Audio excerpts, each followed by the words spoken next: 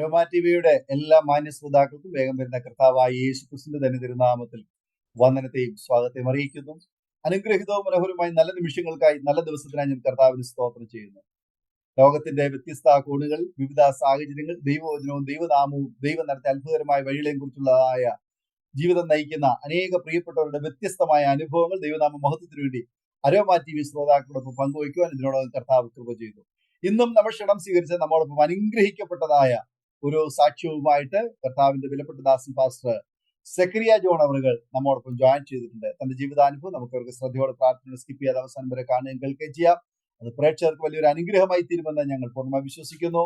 നിങ്ങളുടെ വിലയേറിയ അഭിപ്രായങ്ങളും നിർദ്ദേശങ്ങളും കമന്റ് ബോക്സിൽ രേഖപ്പെടുത്താൻ മറക്കരുത്. ഒരു പ്രാർത്ഥനാ വിഷയമുണ്ട്, ഞങ്ങളുമായി പങ്കുവയ്ക്കാൻ നിങ്ങൾ ആഗ്രഹിക്കുന്നുവെങ്കിൽ സ്ക്രീനിൽ കാണുന്ന വാട്സ്ആപ്പ് നമ്പറിൽ ഞങ്ങളെ അറിയിച്ചാൽ ഞങ്ങൾ നിങ്ങൾക്ക് പ്രാർത്ഥിക്കുന്നു. സാക്ഷ്യം പറഞ്ഞ പ്രിയപ്പെട്ടവരോടൊപ്പം എല്ലാ തിങ്കളാഴ്ചയും രാത്രി 8:30 മണി മുതൽ ഓൺലൈനിലൂടെ നടക്കുന്ന പ്രാർത്ഥനാ കൂട്ടായ്മയിൽ നിങ്ങൾക്ക് പങ്കെടുക്കാവുന്നതാണ്. ചാനൽ ആദ്യമായിട്ടാണ് കാണുന്നതെങ്കിൽ ഒന്ന് സബ്സ്ക്രൈബ് ചെയ്ത് താഴെ കാണുന്ന ബെൽ ബട്ടൺ അമർത്തി ശുശ്രൂഷയെ പ്രോത്സാഹിപ്പിക്കാവുന്നതാണ്.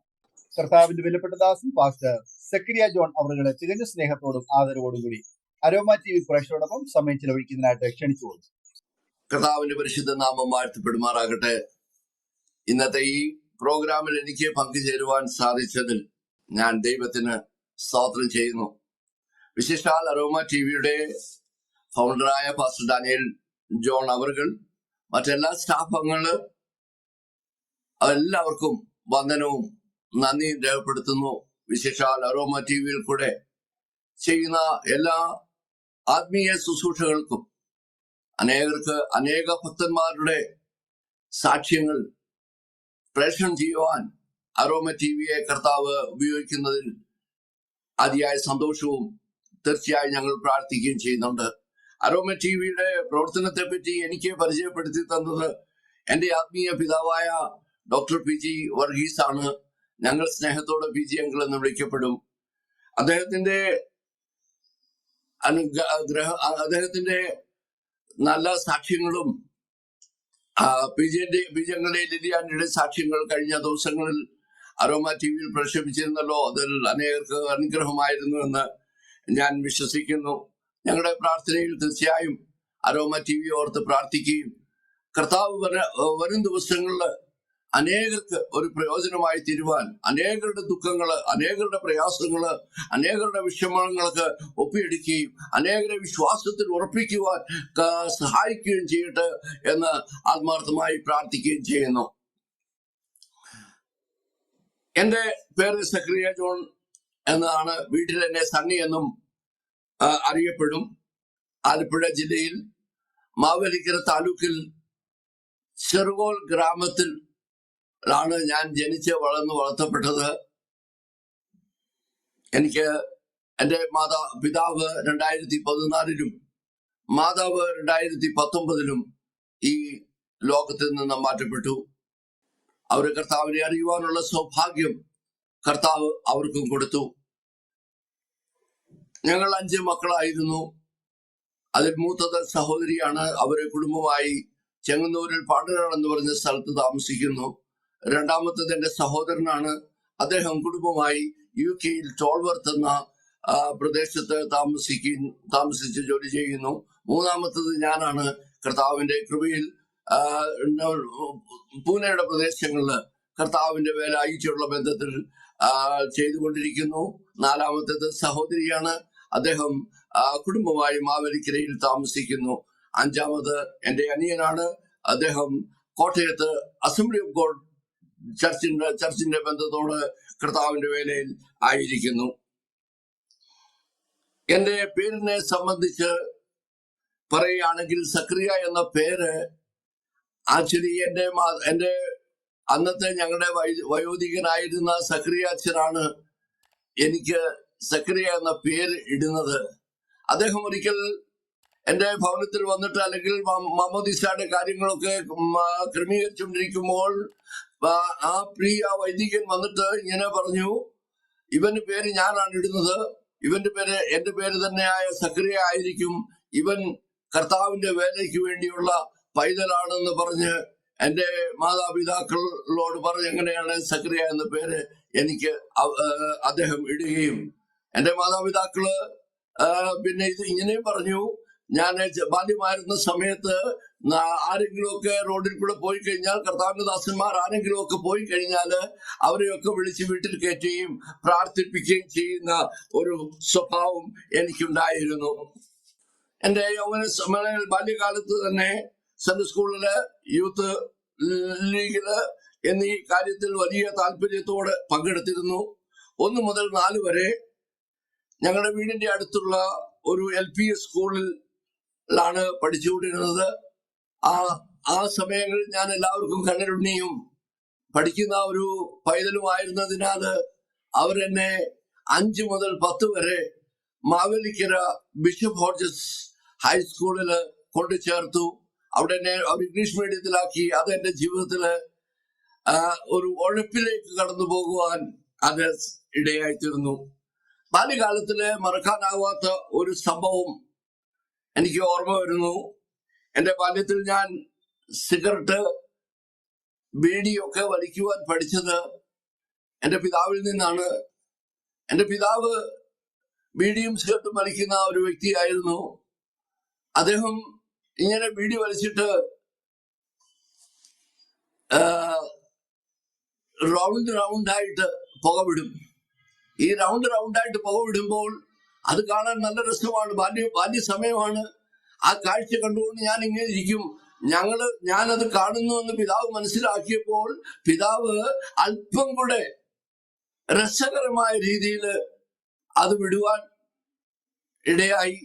അങ്ങനെ അത് കണ്ടുകൊണ്ട് ഞാൻ ഈ ഫാദർ വലിച്ചിട്ട് കളയുന്ന ഈ കുറ്റികള്, ബീഡി കുറ്റികളും സിഗരറ്റിന്റെ കുറ്റികളും ഒക്കെ ഒരു കൂടിൽ എടുത്തു വെച്ചിട്ട് കപ്പത്തോട്ടത്തിൽ പോയി ഞാൻ ആദ്യം ഇത് വലിച്ച് പ്രാക്ടീസ് ചെയ്യുവാൻ തുടങ്ങി. ആദ്യ സമയങ്ങളൊക്കെ വലിക്കുമ്പോൾ തലവേദന വന്ന് വീണിട്ടുണ്ട്. പക്ഷെ എങ്കിലും ആരും അറിയാതെ ഇത് ഇങ്ങനെ കടന്നുകൊണ്ടിരുന്നു. എന്നാൽ 121 സങ്കീർത്തനത്തിന്റെ 7 വായിക്കുന്നത് പോലെ, യഹോവ ഒരു ദോഷവും തട്ടാതെ നിന്നെ പരിപാലിക്കും, അവൻ നിന്റെ പ്രാണനെ പരിപാലിക്കും.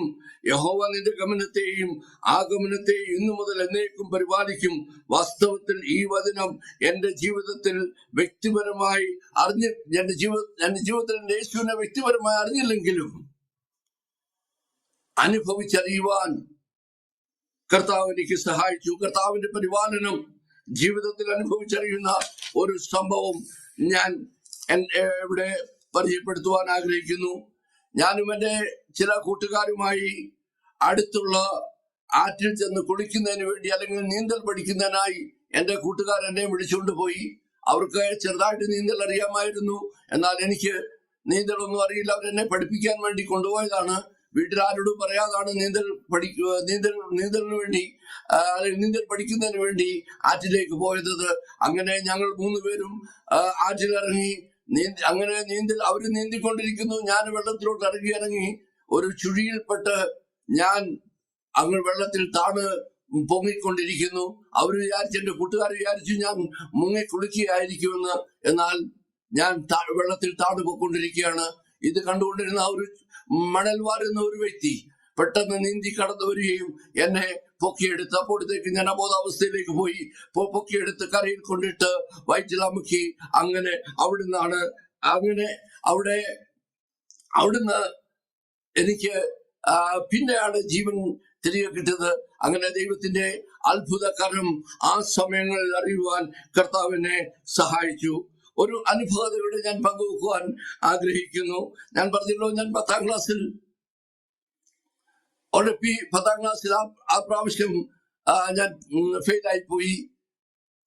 അത് കഴിഞ്ഞ് ITയില് 2 വർഷത്തെ കോഴ്സിന് വേണ്ടി കടന്നുപോവുകയും ഫിറ്റർ എന്ന സബ്ജക്ട് എടുക്കുകയും ചെയ്തു. എന്നാൽ വയറിങ്ങും പ്ലംബിങ്ങിനുമായി എന്റെ കൂട്ടുകാരുമായി ഞങ്ങൾ ഒത്ത് നടക്കുന്ന സമയം ഏതാണ്ട് 10ാം ക്ലാസ് കഴിഞ്ഞ് 4 വർഷം കഴിഞ്ഞു.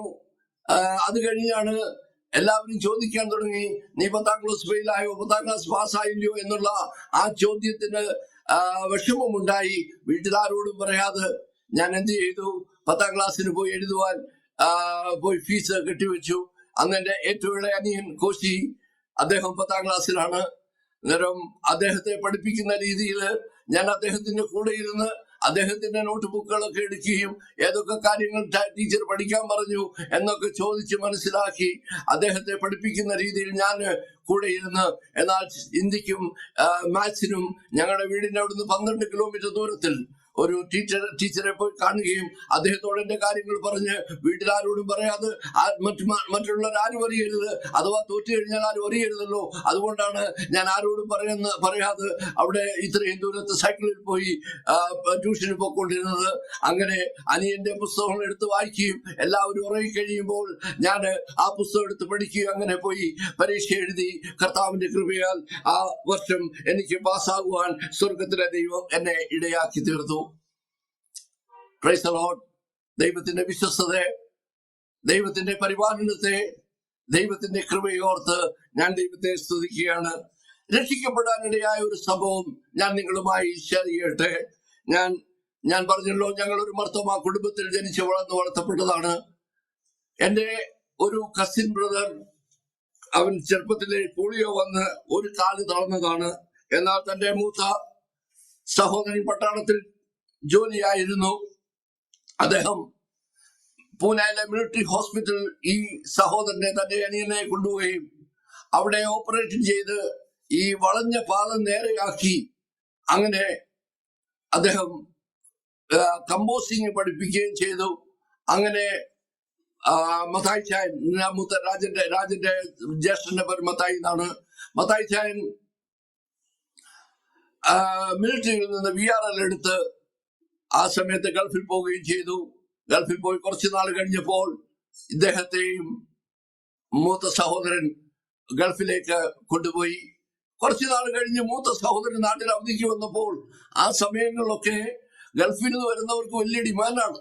പെട്ടെന്ന് തന്നെ ഒരു വിവാഹമൊക്കെ കടന്നു വരികയും മൂത്ത സഹോദരന്റെ വിവാഹത്തിന്റെ അതേ ദിവസം ഒരു ടെലിഗ്രാം ഞങ്ങൾക്ക് ലഭിക്കുകയാണ്, രാജനെ ബോംബെ എയർപോർട്ടിൽ അന്വേഷിക്കുക. ഏതാണ്ട് ടെലിഗ്രാം കിട്ടുന്നത് 6 ദിവസം കഴിഞ്ഞ. അപ്പോഴത്തേക്ക് ബന്ധുക്കാരെയും എന്റെ സഹോദരന് മുമ്പിലുണ്ട്, അവരെല്ലാം അറിയിച്ചു. എന്നാൽ രാജൻ എവിടെയാണെന്ന് ആർക്കും ഒരു പിടിയില്ല. രാജൻ ആരുമായി കോണ്ടാക്റ്റും ചെയ്യുന്നില്ല. അങ്ങനെ ഈ സമയങ്ങളിൽ പല കത്തുകളും വന്നു.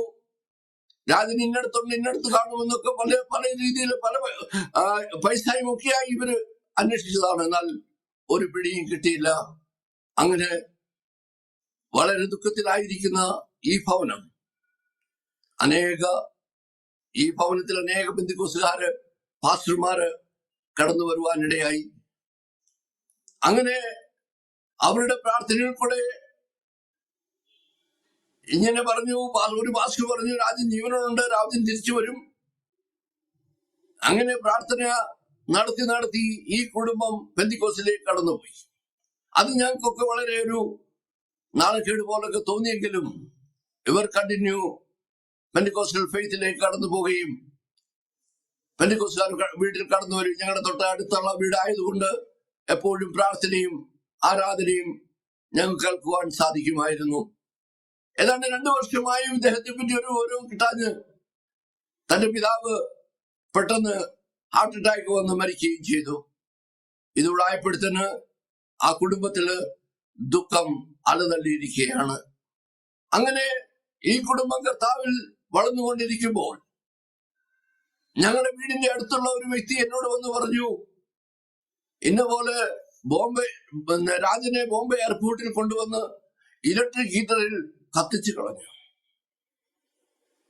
ഈ വിവരം ഞാൻ കേട്ടപ്പോൾ ഞാൻ എന്റെ പിതാവിനോട് ഓടിച്ചെന്ന് പറഞ്ഞു, അച്ഛാ, ഇന്നടത്തെ ഇന്നാള് ഇന്ന പോലൊക്കെ പറഞ്ഞു. എന്റെ ഫാദർ അവിടെ പോയി അത് അന്വേഷിച്ചപ്പോൾ മനസ്സിലായി അദ്ദേഹത്തെ കാണാനോ അദ്ദേഹത്തോട് സംസാരിക്കാനോ ഒന്നും പറ്റാത്തതുകൊണ്ട് പിതാവ് പറഞ്ഞു, മോനെ, ഈ വിവരം ആരോടും പറയണ്ട, നമുക്കിതിന്റെ യാഥാർത്ഥ്യം അറിയുന്നില്ലല്ലോ. പ്രിയപ്പെട്ടവരെ, അങ്ങനെ വർഷങ്ങൾ ഇങ്ങനെ പൊക്കൊണ്ടിരിക്കുകയാണ്. ഈ മാതാവിന്റെ വാവിട്ടുള്ള കരച്ചിലും ഈ മാതാവിന്റെ നിലവിളിയും എപ്പോഴും ഞങ്ങൾ കേൾക്കുന്നുണ്ടായിരുന്നു. ഒരിക്കൽ ഈ മാതാവിന്റെ നിലവിളി, ഒരു മാതാവിന് തന്റെ കുഞ്ഞിനോടുള്ള സ്നേഹത്തെ തിരിച്ചറിയുവാൻ, ഒരു മാതാവ് ഒരു കുഞ്ഞിനു വേണ്ടി എത്രമാത്രം സ്നേഹിക്കുന്നു, തന്റെ കുഞ്ഞുങ്ങളെ എത്രമാത്രം കരുതുന്നു എന്ന് തിരിച്ചറിയുവാൻ ആ മാതാവിന്റെ കരച്ചിൽ എനിക്കിടയാക്കി തീർത്തു. എന്നാലും തീരുമാനമെടുത്തെങ്കിൽ തന്നെ ആ തീരുമാനത്തിലൊന്നും നിൽക്കാതെ യൗവന മോഹങ്ങളുടെ പുറകിൽ ഞാൻ പിന്നെയും പൊക്കൊണ്ടിരുന്നു. അങ്ങനെ ഒരിക്കൽ ഒരു പ്രവാചകനെ വീട്ടിൽ വന്നിട്ട് പറഞ്ഞു, രാജൻ ജീവനോടുണ്ട്, രാജൻ തീർച്ചയായും തിരിച്ചു വരും. എന്റെ ഉള്ളിൽ ആ പഴയ കാര്യം കിടക്കുന്നു. ഇവിടെ ഇതാ പ്രവാചകൻ പറയുന്നു, രാജൻ തിരിച്ചു വരും. എനിക്ക് അദ്ദേഹത്തോട് നീരസം തോന്നിയിട്ട് പ്രാർത്ഥന കഴിഞ്ഞപ്പോൾ ഞാൻ അദ്ദേഹത്തെ വിളിച്ച് ചോദിച്ചു, തന്റെ ദൈവം രാജൻ ജീവനോടുണ്ട്, തിരിച്ചു വരുമെന്നൊക്കെ പറഞ്ഞില്ലേ, എന്നാൽ എവിടെയാണെന്നോട് പറയുവാൻ അറിയില്ലേ, അതോട് ചോദിച്ചു പറഞ്ഞുകൂടായോ എന്ന് അദ്ദേഹത്തോട് കയർത്തപ്പോൾ അദ്ദേഹം എന്റെ തോളിന് തട്ടിയിട്ട് ഇങ്ങനെ പറഞ്ഞു, മോനെ, നിന്നോട് ദൈവം സംസാരിക്കും എന്ന് പറഞ്ഞ് അദ്ദേഹം, ഞാൻ പറഞ്ഞു, നിങ്ങൾക്ക് പൈസ വേണമെങ്കിൽ പൈസ മേടിച്ചിട്ട് പോയിക്കൂടായോ എന്ന് പറഞ്ഞ് അദ്ദേഹത്തെ ദുഃഖിപ്പിച്ചപ്പോൾ ഏതാണ്ട് 2-3 വർഷം അപ്പോഴത്തേന് പിന്നിട്ട് കഴിഞ്ഞു. ഇവൻ ജീവനോടുണ്ടോ മരിച്ചിട്ടുണ്ടോ എന്ന് ആർക്കും ഒന്നും അറിയില്ല. അങ്ങനെ 2-3 മാസം കഴിഞ്ഞപ്പോൾ ഞാൻ എന്റെ കുടുംബത്തിൽ ഇങ്ങനെ ഉറങ്ങിക്കൊണ്ടിരുന്നപ്പോൾ എന്നെ ആരോ വിളിക്കുന്ന പോലെ എനിക്ക് തോന്നി. ഞാൻ വിചാരിച്ചു വലിപ്പിച്ചനായിരിക്കും വിചാരിച്ച് ഞാൻ അപ്പച്ചന്റെ മുറിയിൽ ചെന്നപ്പോൾ അപ്പച്ചൻ നല്ല സുഖമായി ഉറങ്ങുന്നു. പിന്നെ ഞാൻ വന്ന് കിടന്നപ്പോൾ എന്റെ മനസ്സിൽ ഇങ്ങനെ ആരോ പറയുന്നു, രാജനെ നിന്നിൽ കൂടെ കിട്ടും.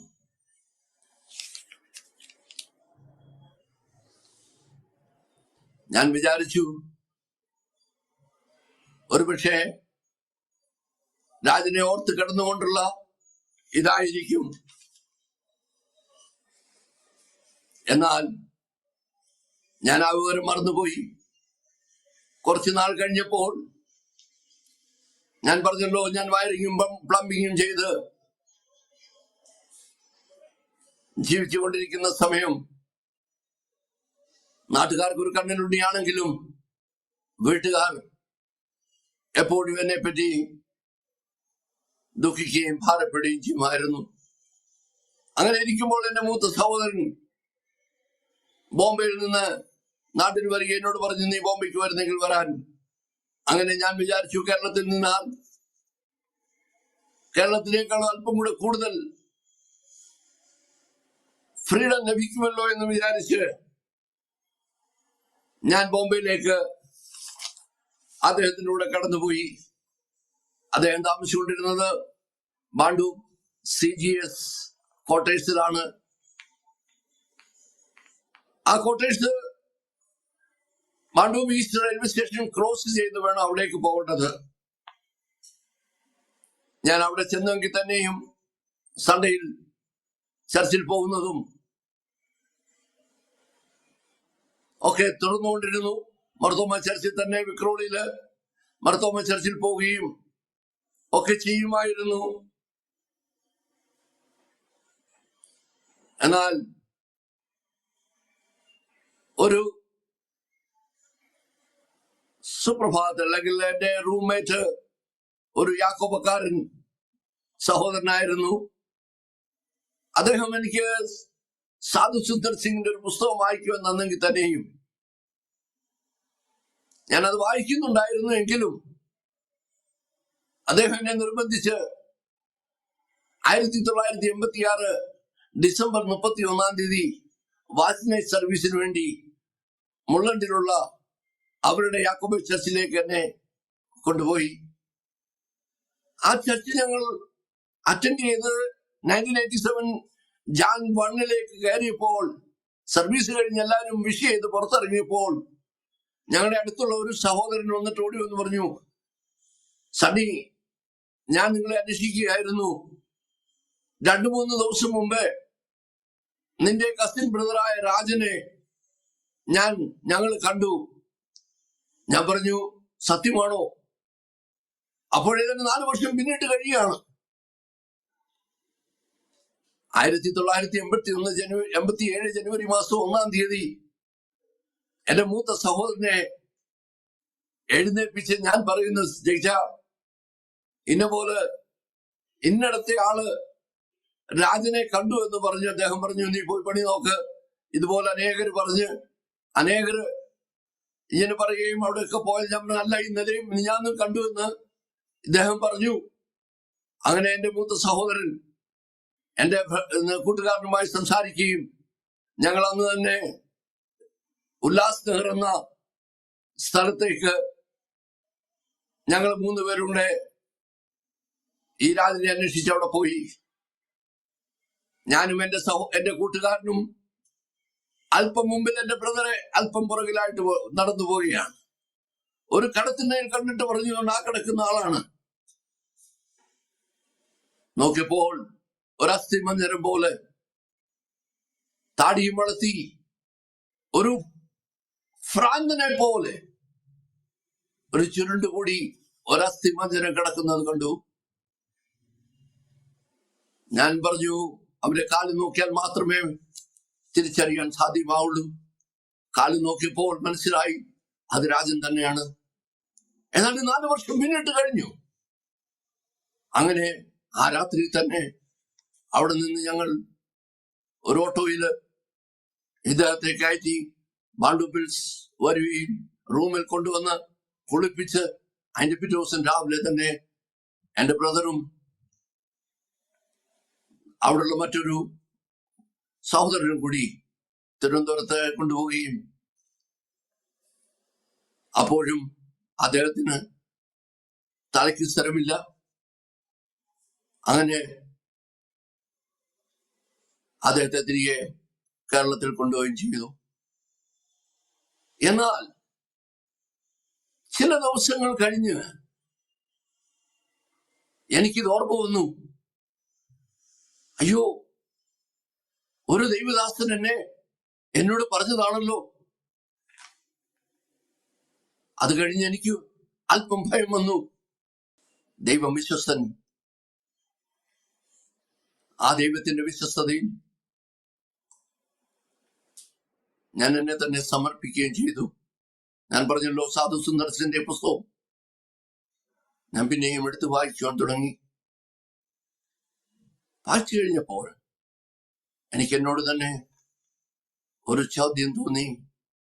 സിഖ് കുടുംബത്തിൽ ജനിച്ചു വളർത്തപ്പെട്ടതായ സാധു സിംഗ് കർത്താവിന് വേണ്ടി കഷ്ടം അനുഭവിക്കുമ്പോൾ ക്രിസ്ത്യാനി എന്ന് അഭിമാനിക്കുന്ന ഞാൻ എന്റെ കർത്താവിനെ ക്രൂശിക്കുകയാണ്.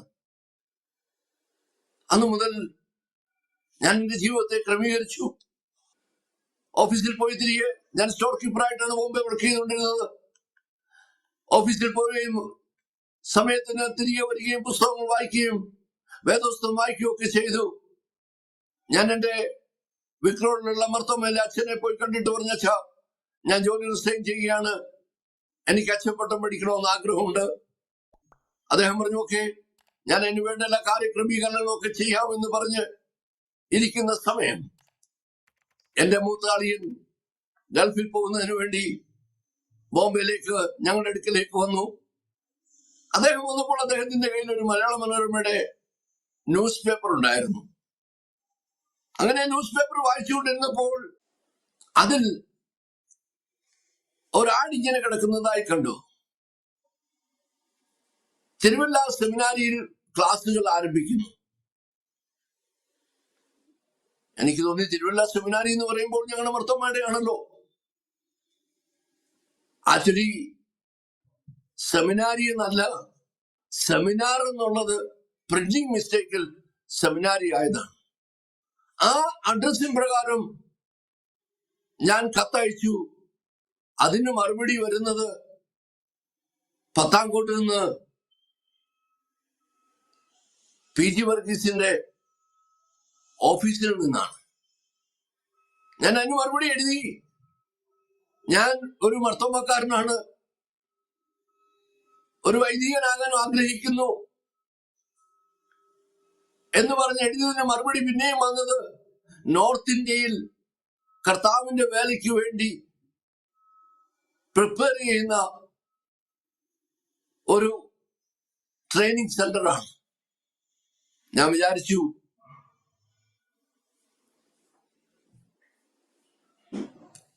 ഇത് പെന്റിക്കോസ്റ്റാണെന്ന് എനിക്ക് അന്നേരം അറിയില്ലായിരുന്നു.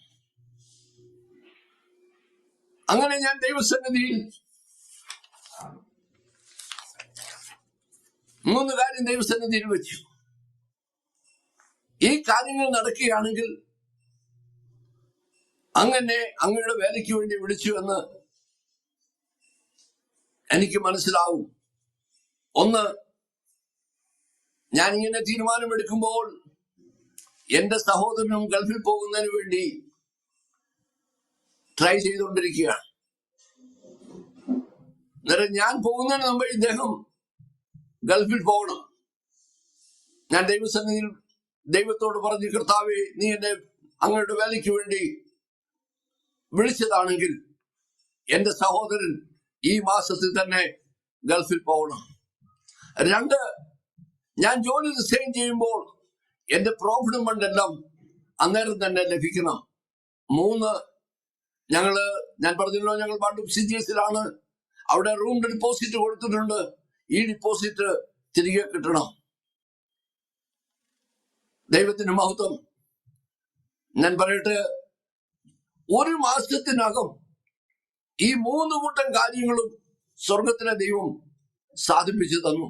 ദൈവത്തിന് മഹത്വം. അങ്ങനെ ഞാൻ തീരുമാനിച്ചു പത്താക്കട്ടിലേക്ക് പോകുവാൻ. അങ്ങനെ ഞാൻ എന്റെ ഹൃദയത്തെ സമർപ്പിച്ച്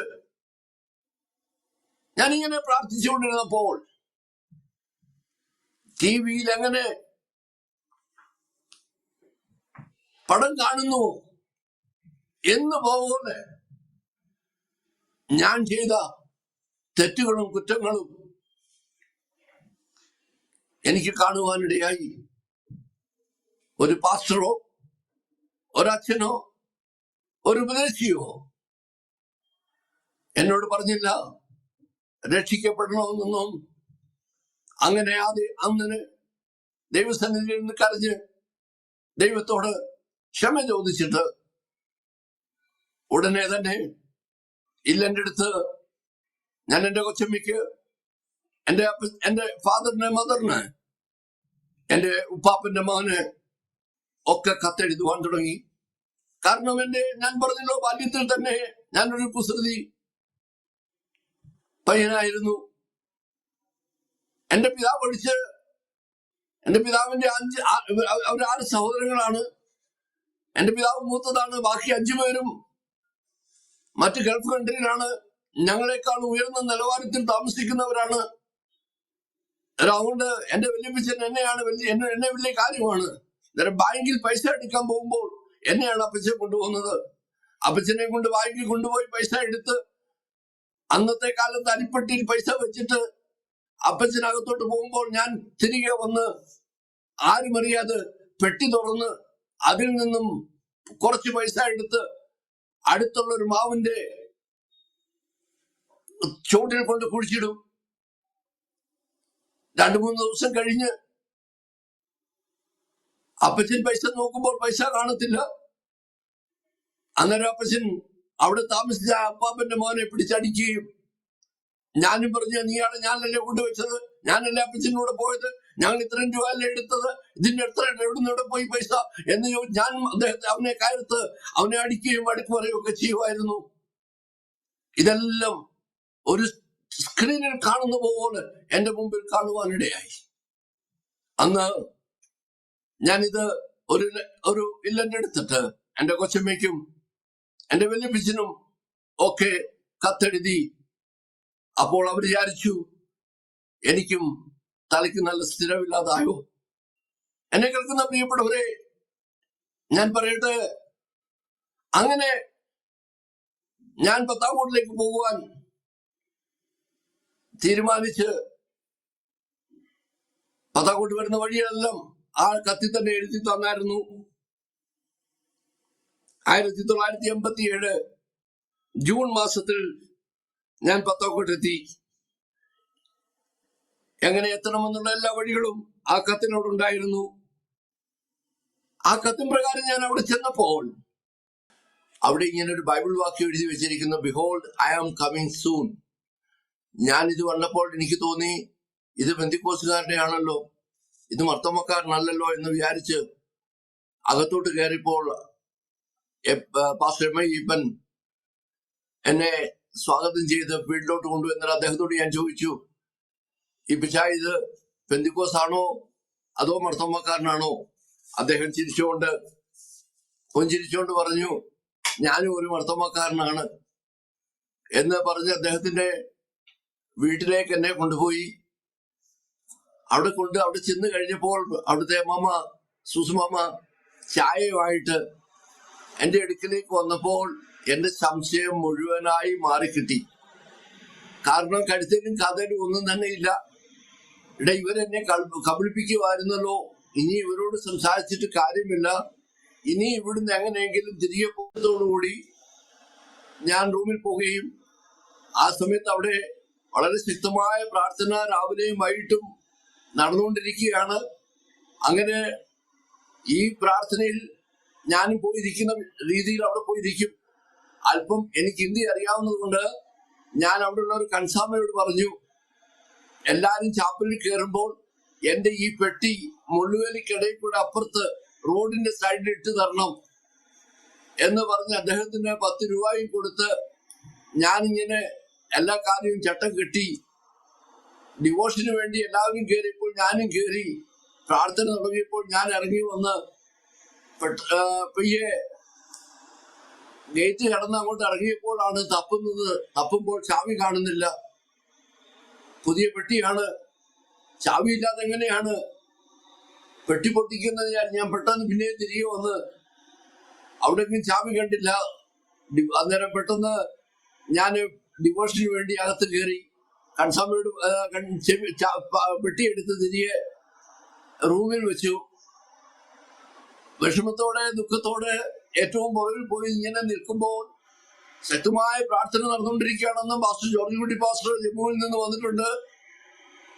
ഇങ്ങനെ പ്രാർത്ഥിച്ച് ആരാധിച്ചുകൊണ്ടിരിക്കുന്ന സമയത്ത് എന്റെ ഉള്ളില് എന്നോട് ആരണ്ട് പറയുന്ന പോലെ തോന്നി, മോനെ നീ ചാവി അന്വേഷിക്കുന്നെങ്കിൽ ചാവി ഇന്റെ അടുത്ത് കിടപ്പുണ്ട്. ആ ശബ്ദം കേട്ടപ്പോൾ ഞാൻ പെയ്യെ അവിടുന്ന് ഇറങ്ങി ആ പറഞ്ഞ സ്ഥലത്ത് ചെന്നപ്പോൾ എന്റെ ചാവി അവിടെ കിടക്കുന്നു. അതെനിക്ക് വളരെ ഉള്ളിൽ ഭയം ജനിപ്പിച്ചു. അങ്ങനെ ഞാൻ പിന്നെയും കടന്നു വന്ന് ആ പ്രാർത്ഥനയിൽ കൂടി കഴിഞ്ഞ് പാസ്റ്റർ ജോർജ് കുട്ടി എന്നെ തന്റെ റൂമിലേക്ക് കൊണ്ടുപോവുകയും അനേക കാര്യങ്ങൾ ബൈബിളിൽ കൂടെ പറഞ്ഞ് മനസ്സിലാക്കുകയും ചെയ്തപ്പോൾ എനിക്ക് പിന്നെയും തോന്നി ഇവിടെ തന്നെ കുറച്ചു നാൾ നിൽക്കണം. അങ്ങനെ പത്താംകോട്ട് ട്രെയിനിങ് സെന്ററിൽ ഏതാണ്ട് 1.5 മാസം അവിടെ താമസിക്കുവാൻ, അവിടെ ബൈബിൾ അധ്യയനം ചെയ്യുവാൻ സ്വർഗത്തിലെ ദൈവം എന്നെ സഹായിച്ചു.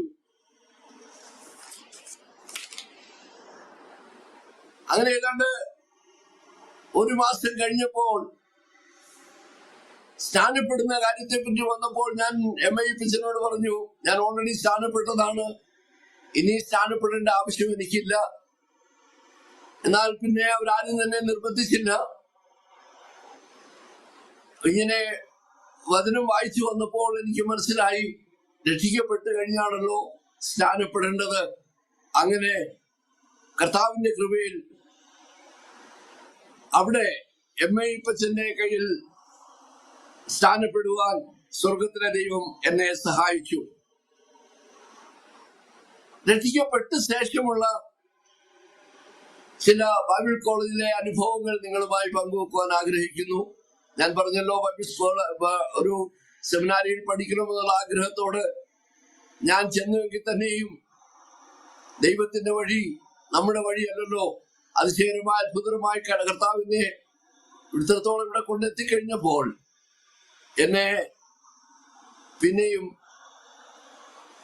ഡൂൺ ബൈബിൾ കോളേജിലേക്ക്, അല്ലെങ്കിൽ അത് കഴിഞ്ഞ് ഞാൻ എന്നെ പാസ്റ്റർ ജോർജ് കുട്ടി പാസ്റ്ററിനെ ജമ്മുവിലേക്ക് 2 മാസം കൊണ്ടുപോയി അദ്ദേഹത്തിന്റെ കൂടെ നിർത്തുകയും അദ്ദേഹത്തിന്റെ ആ സ്നേഹവും അവിടെയുള്ള ജനങ്ങളുടെ ആ ഇടപെടൽ കണ്ടപ്പോൾ എനിക്ക് ഒത്തിരി സന്തോഷം തോന്നുകയും ഇതാണല്ലോ സത്യം എന്ന് തോന്നി. അങ്ങനെ ഞാൻ അദ്ദേഹത്തോട് പറഞ്ഞു, എനിക്ക് ബൈബിൾ കോളേജിൽ പോകുന്നത് പോകണമെന്ന് വിചാരിച്ചതുകൊണ്ട് അദ്ദേഹം എന്നെ ഡൂൺ ബൈബിൾ കോളേജിലെ ഡെറാഡൂണിലേക്ക് പറഞ്ഞു വിട്ടു.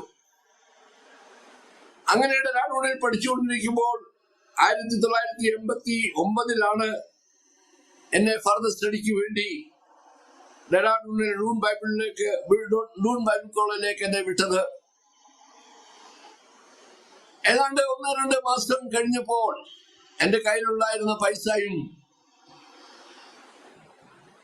എല്ലാം തീർന്നു, സോപ്പ് തീർന്നു, ദൈനംദിന ജനങ്ങൾക്കുള്ള എല്ലാ ആവശ്യങ്ങളും തീർന്നപ്പോൾ എന്റെ റൂംമേറ്റ് എന്നോട് പറഞ്ഞു,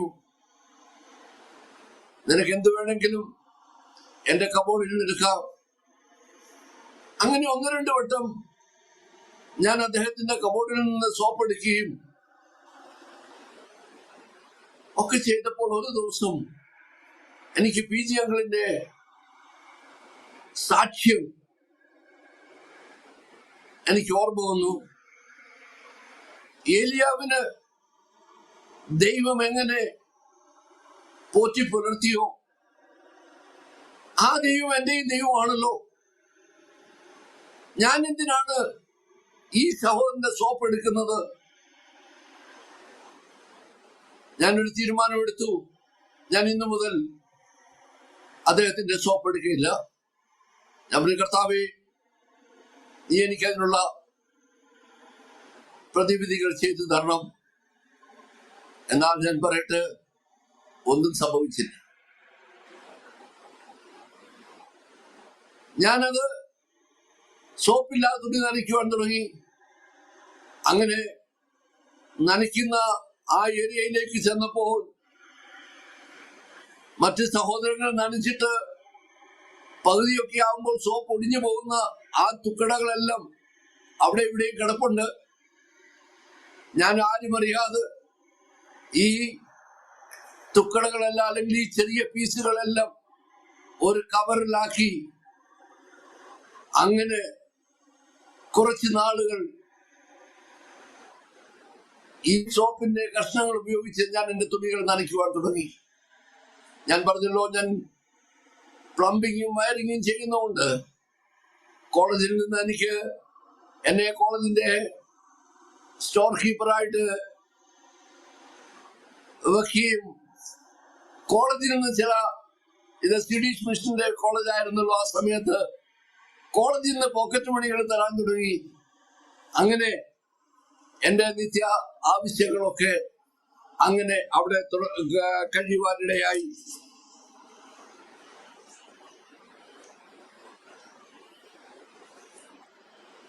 എന്റെ വിവാഹത്തെ സംബന്ധിച്ച് പറയുകയാണെങ്കിൽ, ഞാൻ ആദ്യമേ പറഞ്ഞല്ലോ, ഒരു മർത്തോമ കുടുംബത്തിൽ ജനിച്ചു വളർന്നു വളർത്തപ്പെട്ട വ്യക്തിയാണ്. ഞങ്ങളുടെ കുടുംബത്തിൽ നിന്ന് ആരും പെന്തിക്കോസ്തിലേക്ക് പോയിട്ടില്ല. ഞാനാണ് എൻ്റെ വീട്ടിൽ നിന്ന് പെന്തിക്കോസ് അനുഭവത്തിലേക്ക് കടന്നു വരികയും ചെയ്യുന്നത്. ഞാൻ പറഞ്ഞല്ലോ, എൻ്റെ പിതാവിന് 6 സഹോദരങ്ങളാണ്. അതിൽ മൂത്തത് എൻ്റെ പിതാവായിരുന്നു. മറ്റ് സഹോദരങ്ങൾ, അതിലൊരു 2ാമത്തെ ഉപ്പാപ്പൻ വന്നിട്ട് ആ സമയം വെക്കേഷന് ഞാൻ വീട്ടിൽ പോയതാണ്. എന്റെ ഉപ്പാപ്പൻ വന്നിട്ട് എന്നോട് ചോദിച്ചു, എവിടെ ചെന്നാലും നിനക്ക് ചായയും ബിസ്ക്കറ്റും കിട്ടും, ബൈബിളുമായിട്ടൊക്കെ നടന്നാൽ മതിയല്ലോ, ജോലി ചെയ്യണ്ട, അതുകൊണ്ടാണ് നീ മാർഗം തെരഞ്ഞെടുത്തതെന്ന് അദ്ദേഹം എന്നെ കളിയാക്കുവാനൊക്കെ തുടങ്ങി. മറ്റൊരു പാപ്പൻ വന്ന് പറഞ്ഞു, കുവൈറ്റില് ഒരു നേഴ്സ് കൊച്ചുണ്ട്, നീ അതിനെ കല്യാണം കഴിക്കുന്നെങ്കിൽ ഞാനുള്ള ക്രമീകരണങ്ങൾ ചെയ്യാം. ഞാൻ പറഞ്ഞു, ഞാൻ ജോലി ചെയ്ത ഒരു വ്യക്തിയാണ്, ഞാൻ കല്യാണം കഴിക്കുന്നുവെങ്കിൽ നോർത്ത് ഇന്ത്യയിൽ കർത്താവിന്റെ വേലയ്ക്ക് ചെയ്യുവാന്ന, അല്ലെങ്കിൽ എന്റെ കൂടെ തന്നെ നിൽക്കുന്ന കർത്താവിന്റെ വേല ചെയ്യുന്ന ഒരു വ്യക്തിയെ ഞാൻ കല്യാണം കഴിക്കുകയുള്ളൂ. അദ്ദേഹം കോപിഷ്ഠനായി അദ്ദേഹം പറഞ്ഞു, ഞാൻ നിന്റെ വീട്ടിലും നിന്റെ കല്യാണത്തിന് ഞാൻ കൂടുകയില്ല എന്ന് പറഞ്ഞ് അദ്ദേഹം എന്നെ നിന്ദിച്ച് കടന്നുപോയി. അങ്ങനെ ഇരിക്കുമ്പോഴാണ് എന്റെ മൂത്ത ബ്രദറിന്റെ വിവാഹം നടക്കുന്നത്. ഞാൻ ചുരുക്കി പറയട്ടെ, മൂത്ത ബ്രദറിന്റെ വിവാഹം നടക്കുന്നു. അത് കഴിഞ്ഞ് 6 മാസം കഴിഞ്ഞാണ് ഞാൻ അപ്പോൾ തന്നെ എന്റെ 2ാം വർഷം കംപ്ലീറ്റ് ആയി 3ാം വർഷത്തിലേക്ക് പ്രവേശിച്ചിരിക്കുകയാണ്. 3ാം വർഷത്തിന്റെ വെക്കേഷൻ അല്ലെങ്കിൽ 2ാം വർഷത്തെ വെക്കേഷനിൽ ഞാൻ കേരളത്തിലേക്ക് ഒരു ടീമുമായിട്ട് കടന്നു പോകാൻ സ്വർഗത്തിലെ ദൈവം സഹായിച്ചു. 8 ദേശത്തിലുള്ള ചെറുപ്പക്കാരെ തെരഞ്ഞെടുത്ത് എന്റെ പ്രിൻസിപ്പൽ ജേക്കബ് ചാക്കോ സാർ, അദ്ദേഹം ഇപ്പോൾ നിത്യതയിൽ വിശ്രമിക്കുകയാണ്. അദ്ദേഹം എന്നെ ഒത്തിരി പ്രോത്സാഹിപ്പിച്ചു, അദ്ദേഹം എന്നെ ഒത്തിരി സഹായിച്ചു. അദ്ദേഹത്തിന്റെ നേതൃത്വത്തിൽ ഈ 8 സഹോദരങ്ങളെ ട്രെയിൻ ചെയ്ത് ICPF-ന്റെ സഹായത്തോടു കൂടി 2 ആഴ്ചത്തെ പ്രോഗ്രാം കേരളത്തിൽ അറേഞ്ച് ചെയ്യുവാൻ സ്വർഗത്തിലെ ദൈവം സഹായിച്ചു. അങ്ങനെ ഈ പ്രോഗ്രാമായി ഞാൻ കേരളത്തിലേക്ക് പോവുകയും കർത്താവിന്റെ കൃപയാൽ എവിടെല്ലാം കോട്ടയം, തിരുവനന്തപുരം, മാവേലിക്കര അങ്ങനെ പലയിടങ്ങളിൽ ഗോസ്പൽ മീറ്റിംഗ് അറേഞ്ച് ചെയ്തു. മുഖ്യ സ്ഥാനങ്ങളിൽ സംസാരിക്കാനായി ഡോക്ടർ സാം ഹർബർട്ട്ഫോർഡില് അല്ലെങ്കിൽ UP ഹർബർട്ട്ഫോർഡ് പ്രവർത്തിച്ചുകൊണ്ടിരിക്കുന്ന ഡോക്ടറും ഞങ്ങളുടെ മീറ്റിംഗിൽ പങ്കുചേരുക അല്ലെങ്കിൽ മുഖ്യ പ്രഭാഷകന് അദ്ദേഹത്തെയും ക്ഷണിച്ചിട്ടുണ്ടായിരുന്നു. അങ്ങനെ ഞാൻ ചുരുക്കി പറയട്ടെ, കർത്താവിന്റെ കൃപയാൽ 2 ആഴ്ചത്തെ പ്രോഗ്രാം വളരെ ഭംഗിയായി നടത്തുവാൻ ഈ കടന്നു വന്ന സഹോദരങ്ങൾക്കെല്ലാം പോക്കറ്റ് മണികൾ കൊടുക്കുവാൻ തക്ക കർത്താവ് ഞങ്ങളെ അല്ലെങ്കിൽ എന്നെ മാനിക്കുകയും ചെയ്തു. അങ്ങനെ ഇരിക്കുമ്പോഴാണ് ഒരു കല്യാണ ആലോചന കടന്നു വരികയും എന്റെ മൂത്ത സഹോദരന് വേണ്ടി ആലോചിച്ച ആ പെൺകുട്ടി രക്ഷിക്കപ്പെട്ട് സ്നാനപ്പെട്ടത് കൊണ്ട് എന്റെ സഹോദരൻ അതിനെ റിജക്ട് ചെയ്തു. 6 മാസം കഴിഞ്ഞ് ഞാന് ആ പെൺകുട്ടിയെ അല്ലെങ്കിൽ ആ സഹോദരിയെ വിവാഹം ചെയ്യുവാൻ സ്വർഗത്തിലെ ദൈവം എനിക്ക് സഹായിച്ചു. അങ്ങനെ കർത്താവിന്റെ വിശ്വസ്തതയോർത്ത് ഞാൻ ദൈവത്തെ സ്തുതിക്കുന്നു. എന്റെ പറഞ്ഞ വിവാഹത്തെ പറ്റി പറഞ്ഞല്ലോ. എന്റെ വിവാഹത്തിന് എന്റെ ഉപ്പാപ്പന്മാര് പങ്കുകയില്ല എന്ന് പറഞ്ഞെങ്കിൽ തന്നെയും ഞാൻ കർത്താവിനെ രക്ഷിതാവായി സ്വീകരിച്ചത് കൊണ്ട് എന്റെ പിതാവിനെയോ എന്റെ മാതാവിനെയോ എന്റെ സഹോദരങ്ങളോ വേദനിപ്പിച്ച് ഞാൻ ഒരു തീരുമാനവും എടുക്കുവാൻ ഞാൻ സന്നദ്ധരായില്ല. ഞാൻ ദൈവസന്നിധിയിൽ കരഞ്ഞു, കർത്താവേ, ഇവരാരും തന്നെ കർത്താവിനെ അറിഞ്ഞിട്ടില്ല. ഞാൻ കർത്താവിനെ അറിഞ്ഞ വ്യക്തിയാണെങ്കിൽ എന്റെ ജീവിതം അവർക്കെല്ലാവർക്കും ഒരു മാർഗം ഒരു മാതൃകയായിരിക്കണമെന്ന് വെച്ച് പ്രാർത്ഥിക്കുകയും ദൈവത്തോട് കരഞ്ഞുകൊണ്ടിരുന്നു. ഞാൻ പറയട്ടെ, എന്റെ മൂത്ത സഹോദരന്റെ വിവാഹത്തിനേക്കാളും അതിമനോഹരമായ രീതിയിൽ എന്റെ വിവാഹം നടക്കുവാൻ സ്വർഗത്തിലെ ദൈവം സഹായിച്ചു. എന്റെ പിതാവിന്റെ നിന്നോ എന്റെ വൈഫിന്റെ പിതാവിന്റെ നിന്നോ 1 രൂപ പോലും മേടിക്കാതെ ഹല്ലേലൂയ ദൈവം എന്റെ വിവാഹത്തിന് വേണ്ടി എല്ലാ ക്രമീകരണങ്ങളും സ്വർഗത്തിലെ ദൈവം ചെയ്തു തന്നു. അങ്ങനെ 1 ജൂൺ 1991 എന്റെ വിവാഹം നടക്കുവാൻ സ്വർഗത്തിലെ ദൈവം ഇടയാക്കി തീർത്തു. നമ്മുടെ മകന്റെ വിവാഹം കുറച്ച് ടെൻഷനായിരുന്നു. അപ്പോഴാണ് ഞങ്ങൾ aromamary.com രജിസ്റ്റർ ചെയ്തത്. അവിടെ നിന്നാണ് നമ്മുടെ മകന് നല്ലൊരു പെൺകുട്ടിയെ കണ്ടെത്തിയത്. ഇന്ന് തന്നെ aromamary.com ഡൗൺലോഡ് ചെയ്യും. എന്നെ കല്യാണത്തിന് വരില്ല എന്ന് പറഞ്ഞു പാപ്പനാണ് 2 ദിവസം മുമ്പേ നാട്ടിൽ വരികയും എല്ലാ ക്രമീകരണങ്ങളും ചെയ്യുവാൻ അദ്ദേഹം സഹായിക്കുകയും ചെയ്തു. ഒരു കാര്യം കൂടെ പറയട്ടെ, എന്റെ മാതാപിതാക്കളെ മർത്തോമാക്കാരായതുകൊണ്ട് ഈ മുഹൂർത്തമൊക്കെ നോക്കിയാണ് അവരിങ്ങനെ നോക്കിയിരിക്കും. എന്നാലും ഞാൻ പറഞ്ഞു, മുഹൂർത്തമൊന്നും നമ്മളെ ഇല്ല, ആ സമയത്ത് 10 മണിക്ക് തന്നെ ഇറങ്ങണമെന്ന് പറഞ്ഞ് എന്റെ പിതാവ് എന്ത് ചെയ്തു, അറിഞ്ഞുകൊണ്ട് അത് 10:30 ആക്കി. 10:30 വരെ ഇറങ്ങാതെ അതും ഇതും ഒക്കെ ചെയ്തുകൊണ്ടിരുന്നാലും ഞാൻ പറയട്ടെ, എന്റെ ദൈവം വിശ്വസ്തനായിരുന്നു. എല്ലാ കാര്യങ്ങളും ഭംഗിയായി നടത്തുവാൻ ഈ 8 സഹോദരങ്ങളും ഈ കല്യാണത്തിന് പങ്കുചേരുവാനും അവർക്കും ഇതിൽ പങ്കുചേരുവാനും കർത്താവ് കൃപ കൊടുത്തു. അങ്ങനെ എന്റെ വിവാഹം കഴിഞ്ഞ് ഞങ്ങള് തിരിച്ച് UP കടന്നു വരികയും ചെയ്തു. ഇനിയും അനേക കാര്യങ്ങൾ പങ്കുവെക്കുവാനുണ്ടെങ്കിലും മിനിസ്ട്രി സംബന്ധമായ ചില വിവരങ്ങൾ പ്രേക്ഷകരുമായി പങ്കുവെക്കുവാൻ ഞാൻ ആഗ്രഹിക്കുന്നു. 1992 ഞാൻ ഡാനൂരിൽ നിന്ന് ജമ്മുവിലേക്ക് പോയി. അവിടെ ബിഡിമിരാമണ എന്ന ഒരു സ്ഥലത്ത് ഒരു പുതിയ പ്രവർത്തനം ആരംഭിക്കുന്നതിനായി ഞാനും എന്റെ സഹധർമ്മിണിയായ സൂസനുമായി ഞങ്ങൾ ഒരുമിച്ച് അവിടെ കടന്നുപോയി. ദൈവത്തിന്റെ കൃപയാൽ അതൊരു മിലിറ്ററി ഏരിയയുടെയാണ്. അനേകര് കർത്താവിനെ അറിയുവാനും ഏതാണ്ട് 10-12 പേരുകൾ സ്നാനപ്പെട്ട് ദൈവസഭയോട് ചേരുവാൻ കർത്താവ് സഹായിച്ചു. അങ്ങനെ സഭ വളർന്നുകൊണ്ടിരിക്കുമ്പോഴാണ് PG അങ്കിളും MI ചായനും ജോർജ് കുട്ടി പാസ്റ്ററും കൂടെ എന്നോട് പറയുന്നത്, സണ്ണി മഹാരാഷ്ട്രയിലെ ചുമതല ഏറ്റെടുക്കണം. അതെനിക്ക് വളരെ ഭയവും പ്രയാസവും തോന്നി.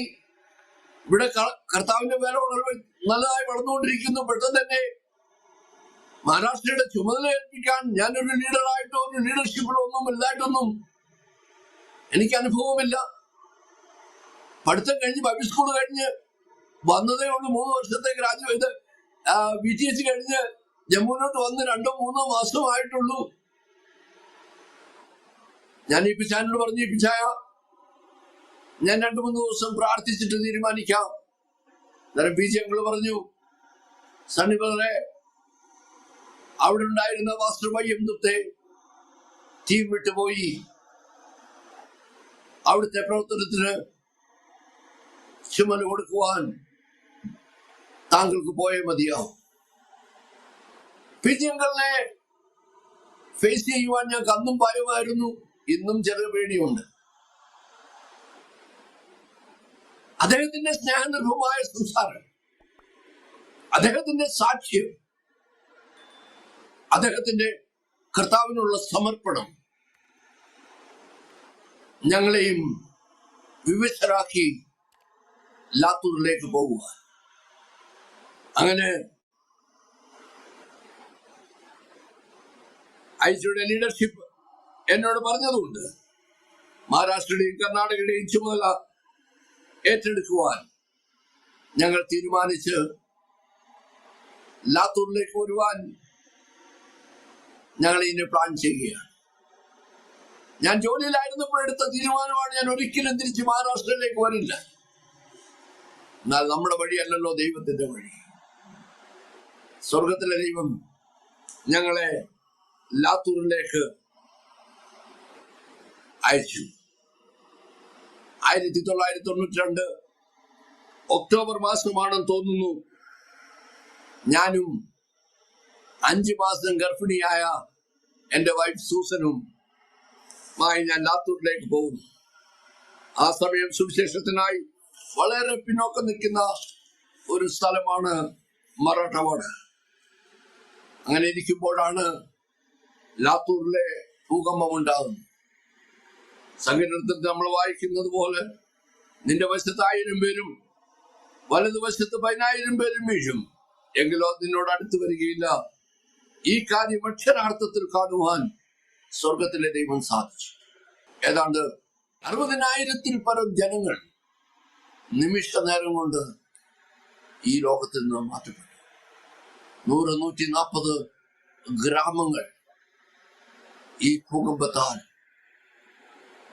ഭൂകമ്പത്തിന്റെ കെടിയിൽ അകപ്പെട്ടു. ഞങ്ങൾ താമസിച്ചുകൊണ്ടിരുന്ന വീടിന്റെ മേളിൽ നിന്ന് താഴെ വരെ പൊട്ടി. എന്നാൽ ദൈവം ഞങ്ങളെ സഹായിച്ചു.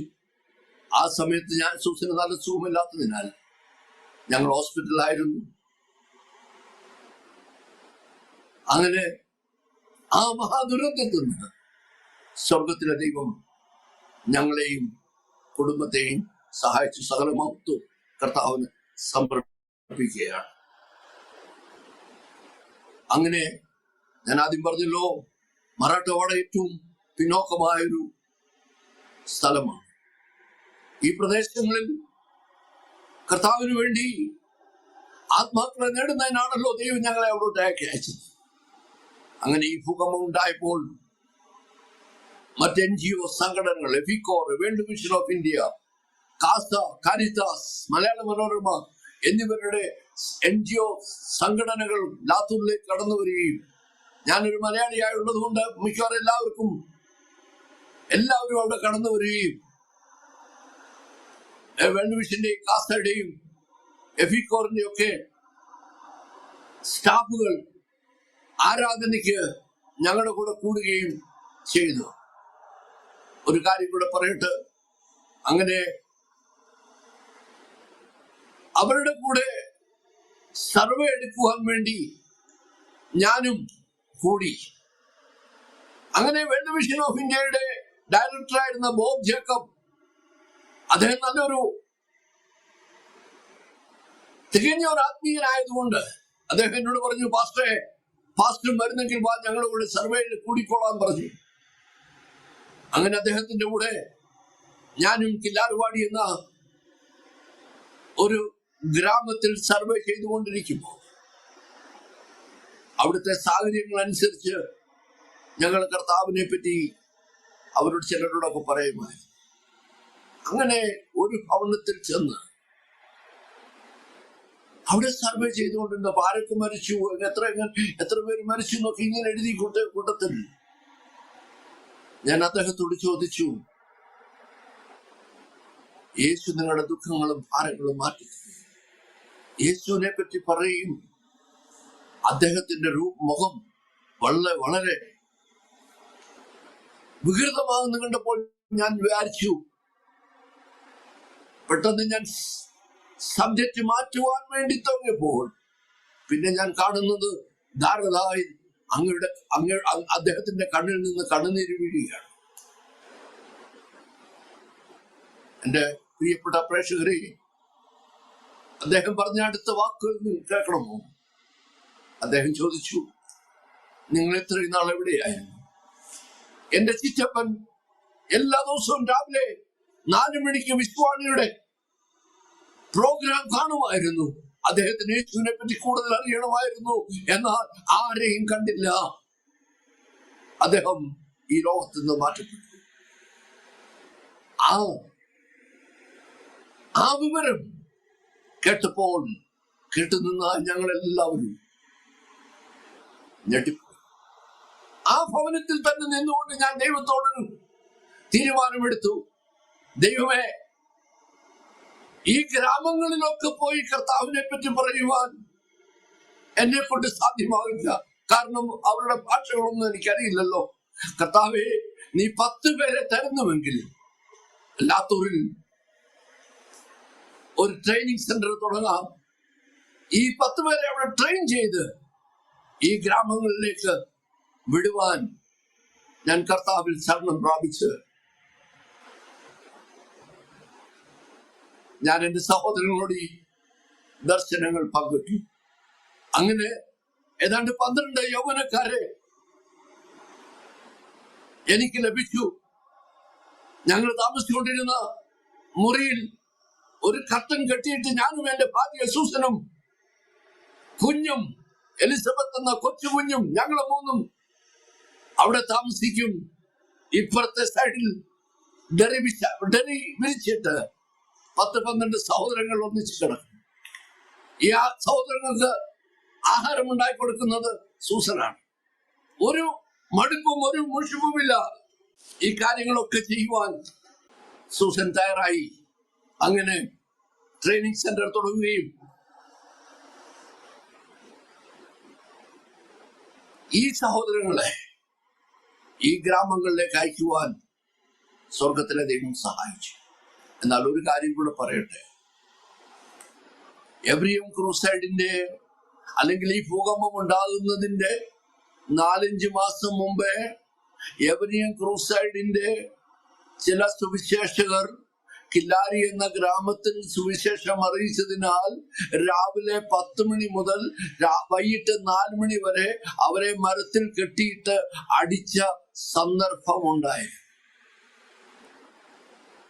അതുകൊണ്ടാണ് ഈ ഗ്രാമത്തിൽ കൂടെ ഞങ്ങൾ പലപ്പോഴും കർണാടകത്തിലേക്കും ഇതറിലേക്കും ബാൽക്കിയിലേക്കും ഒക്കെ പോകുമ്പോഴും ഈ കഥ അറിയാവുന്നതുകൊണ്ട് ഞങ്ങൾ ഇവിടെയൊന്നും സുവിശേഷം അല്ലെങ്കിൽ ഇവിടെയൊന്നും ലഘുലേഖകൾ വിതരണം ചെയ്യില്ലായിരുന്നു. എന്നാൽ സ്വർഗത്തിലെ ദൈവം ഈ ഭൂകമ്പം അങ്ങനെ ഉണ്ടായതുകൊണ്ട് ഈ ഗ്രാമങ്ങളിലൊക്കെ ചെല്ലുവാനും നല്ലവനായ കർത്താവിനെ പറ്റി പറയുവാനും സ്വർഗത്തിലെ ദൈവം ഞങ്ങളെ സഹായിച്ചു. ആ ദൈവത്തിന്റെ വിശ്വസ്തതയോർത്ത് ഞാൻ ദൈവത്തെ നന്ദി കരയറ്റുന്നു. എന്നെ കേൾക്കുന്ന പ്രിയപ്പെട്ട പ്രേക്ഷകരെ, നമ്മുടെ ദൈവം എത്ര നല്ലത്, എത്ര വിശ്വസ്തൻ. ആയിരങ്ങൾ പാപത്തെ വെള്ളത്തിൽ പോലെ കുടിക്കുമ്പോൾ ഈ നല്ല സുവിശേഷമായി കടന്നു പോകുവാൻ കർത്താവ് ഞങ്ങളെ സഹായിച്ചല്ലോ. ചുരുക്കി പറയട്ടെ, ഇന്ന് മറാഠവാഡയുടെ ഈ 140 വില്ലേജിൽ പലയിടത്തും 10, 50, 100 പേർ കൂടി ആരാധിക്കുന്ന ചെറിയ ചെറിയ ചർച്ചുകൾ ഇന്ന് ഈ മറാഠവാഡ പല ഗ്രാമങ്ങളിൽ തുടങ്ങുവാൻ സ്വർഗത്തിലെ ദൈവം ഞങ്ങളെ സഹായിച്ചു. എനിക്ക് നിങ്ങളോട് പറയുവാനുള്ളത്, എന്നെ കേൾക്കുന്ന കൂടപ്പറപ്പേ, നീ ഇവർക്ക് വേണ്ടി പ്രാർത്ഥിക്കണമേ. ഇവരുടെ ഇടയിലേക്ക് കടന്നു വരുവാൻ ഞാൻ നിങ്ങളെ ആഹ്വാനം ചെയ്യുന്നു. സ്വർഗത്തിലെ ദൈവം നിങ്ങളെ സഹായിക്കട്ടെ. ഞാനൊരു അനുഭവം കൂടെ പറയട്ടെ. ലാത്തൂരിലെ ട്രെയിനിങ് കഴിഞ്ഞ് ഒരു കുടുംബത്തെ 10 കിലോമീറ്റർ ദൂരത്തിലുള്ള ഒരു ഗ്രാമത്തിൽ ആക്കി. അങ്ങനെ ഈ കുടുംബം അവിടെ കർത്താവിനെ പറ്റി പറഞ്ഞുകൊണ്ടിരിക്കുമ്പോൾ ഒരു പ്രഭാതത്തിൽ ഞാൻ അവരോട് അറിയിക്കാതെ അവരുടെ ഗ്രാമത്തിലേക്ക് രാവിലെ കടന്നു ചെന്നു. അവരെന്നെ കണ്ടപ്പോൾ പെട്ടെന്ന് അല്പം ഭയവശരായ ഞാൻ പറഞ്ഞു, ഞാൻ നിങ്ങളോട് ചായ കുടിക്കാൻ വന്നതാണ് എന്ന് പറഞ്ഞ ഒരു മുറിയുള്ളൂ. ഒരു മുറിയിൽ ഒരു സൈഡിൽ തുണികൾ വലിച്ചു കെട്ടി, അത് കിച്ചണ്, അതിന്റെ ഇപ്പുറത്ത് ഈ കുടുംബം ഭാര്യയും ഭർത്താവും താമസിക്കുന്നു. അങ്ങനെ ഞാൻ അവിടെ കടന്നു ചെന്നപ്പോൾ അവർ പെട്ടെന്ന് ഞാൻ പറഞ്ഞു, എനിക്ക് ചായ കുടിക്കണമെന്ന് പറഞ്ഞവര് ചായക്ക് വേണ്ടി ചായ കുടിക്കണമെന്ന് പറഞ്ഞപ്പോൾ സഹോദരി ഈ സഹോദരന്റെ കണ്ണിലേക്ക് നോക്കുന്നത് കണ്ടു. ഞാൻ വിചാരിച്ചു ഒരു പക്ഷേ പഞ്ചസാര ഇല്ലാത്തത് കൊണ്ടായിരിക്കും.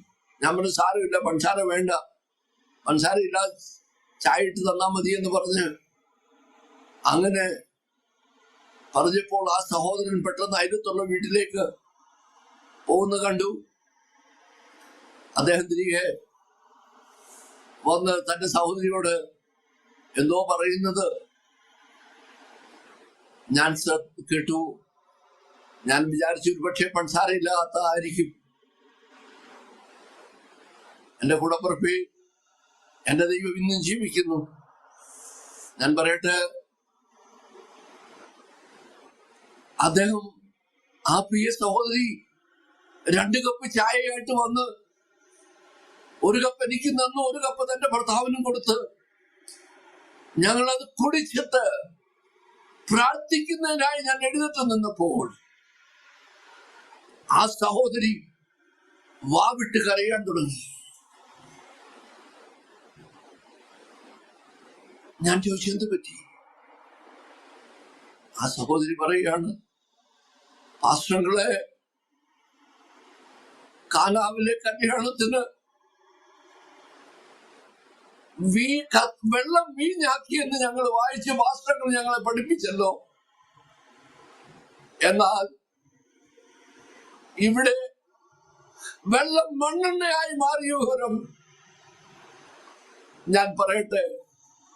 ഈ സഹോദരൻ മണ്ണെണ്ണ പോയി ചോദിച്ച് മണ്ണെണ്ണ കിട്ടാത്തത് കൊണ്ട് മണ്ണെണ്ണ ഇല്ല എന്ന് പറഞ്ഞപ്പോൾ ഈ സഹോദരി ചെയ്ത് കേൾക്കണോ, ഈ സഹോദരി ഒരു ഗ്ലാസിനകത്ത് വെള്ളം എടുത്തിട്ട് പറഞ്ഞു, കർത്താവേ, കാനാവിലെ കല്യാണത്തിന് വെള്ളത്തെ വീഞ്ഞാക്കിയ ദൈവമേ, ഞങ്ങൾക്ക് വീഞ്ഞല്ല, ഞങ്ങൾക്ക് മണ്ണെണ്ണയാണ് വേണ്ടതെന്ന് പറഞ്ഞ് പ്രാർത്ഥിച്ച് ആ സ്റ്റൗവിലേക്ക് ഈ വെള്ളം ഒഴിച്ച് ആ വെള്ളത്തിൽ ചായ ഉണ്ടാക്കിയാണ് ഞാൻ കൊണ്ടു തന്നത്. അത് കണ്ടുകൊണ്ടാണ് ആ പുള്ളിക്കാരി കരഞ്ഞത്. സകല മഹത്വം ഞാൻ ദൈവത്തിന് നൽകുന്നു. എന്റെ ദൈവം വിശ്വസ്തനാണ്. വാക്ക് പറഞ്ഞാൽ വാക്കുമാറാത്തവനാണ്. അങ്ങനെ അനേക അനേക അത്ഭുതങ്ങൾ കണ്ണാൽ കാണുവാൻ സ്വർഗത്തിലെ ദൈവം സഹായിച്ചു.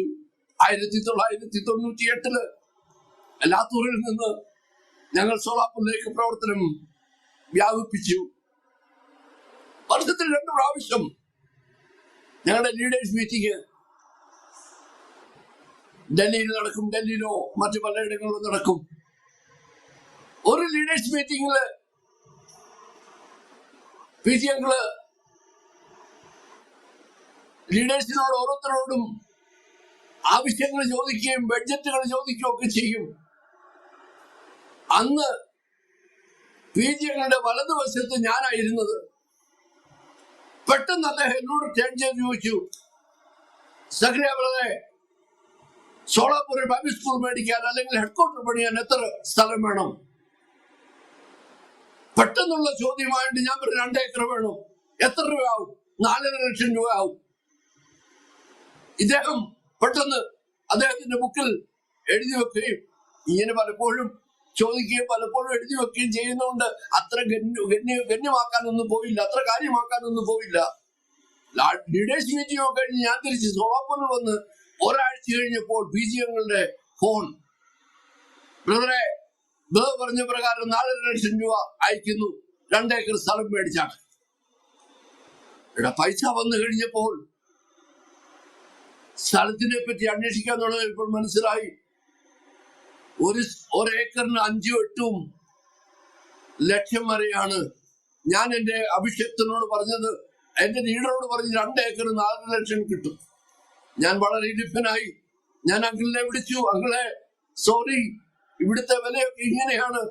അങ്കിള് പറഞ്ഞു, എനിക്കൊന്നും അറിയണ്ട, നിങ്ങൾ എത്ര സ്ഥലം വേണമെങ്കിലും ഇതിൽ മേടിച്ചോ എന്ന് പറഞ്ഞ് അദ്ദേഹം ഫോൺ വെച്ചു. ഞാന് ആ സമയങ്ങളിൽ പല ഏജന്റുമാരെയും ഒക്കെ പോയി കണ്ട് ഏതാണ്ട് 2 ആഴ്ച റെഗുലർ സ്ഥലത്തിന് വേണ്ടി 4 വർഷവും കറങ്ങി നടന്നു. സ്ഥലം കാണും, ഇഷ്ടപ്പെടും, വില കേൾക്കുമ്പോൾ പെയ്യെ പുറകോട്ട് തിരിഞ്ഞു പോരും. അങ്ങനെ ഒരു പ്രഭാതത്തിൽ ഒരു 10 മണിയായപ്പോൾ ഒരു ഏജന്റ് വീട്ടിൽ വന്നു. അദ്ദേഹത്തിന്റെ കൂടെ ലോകുതാണ്ട എന്ന് പറഞ്ഞ ഒരു സ്ഥലം കാണുവാൻ വേണ്ടി പോയി. അവിടെ കണ്ട് അതിമനോഹരമായ സ്ഥലം. പലപ്പോഴും നല്ല സ്ഥലം കാണും, വില പറയുമ്പോൾ പേടിച്ചിഞ്ഞു പോരും. അങ്ങനെ ഒരു താണ്ടയില് ബഞ്ചാര കോളനിയില് അതിന്റെ സൈഡില്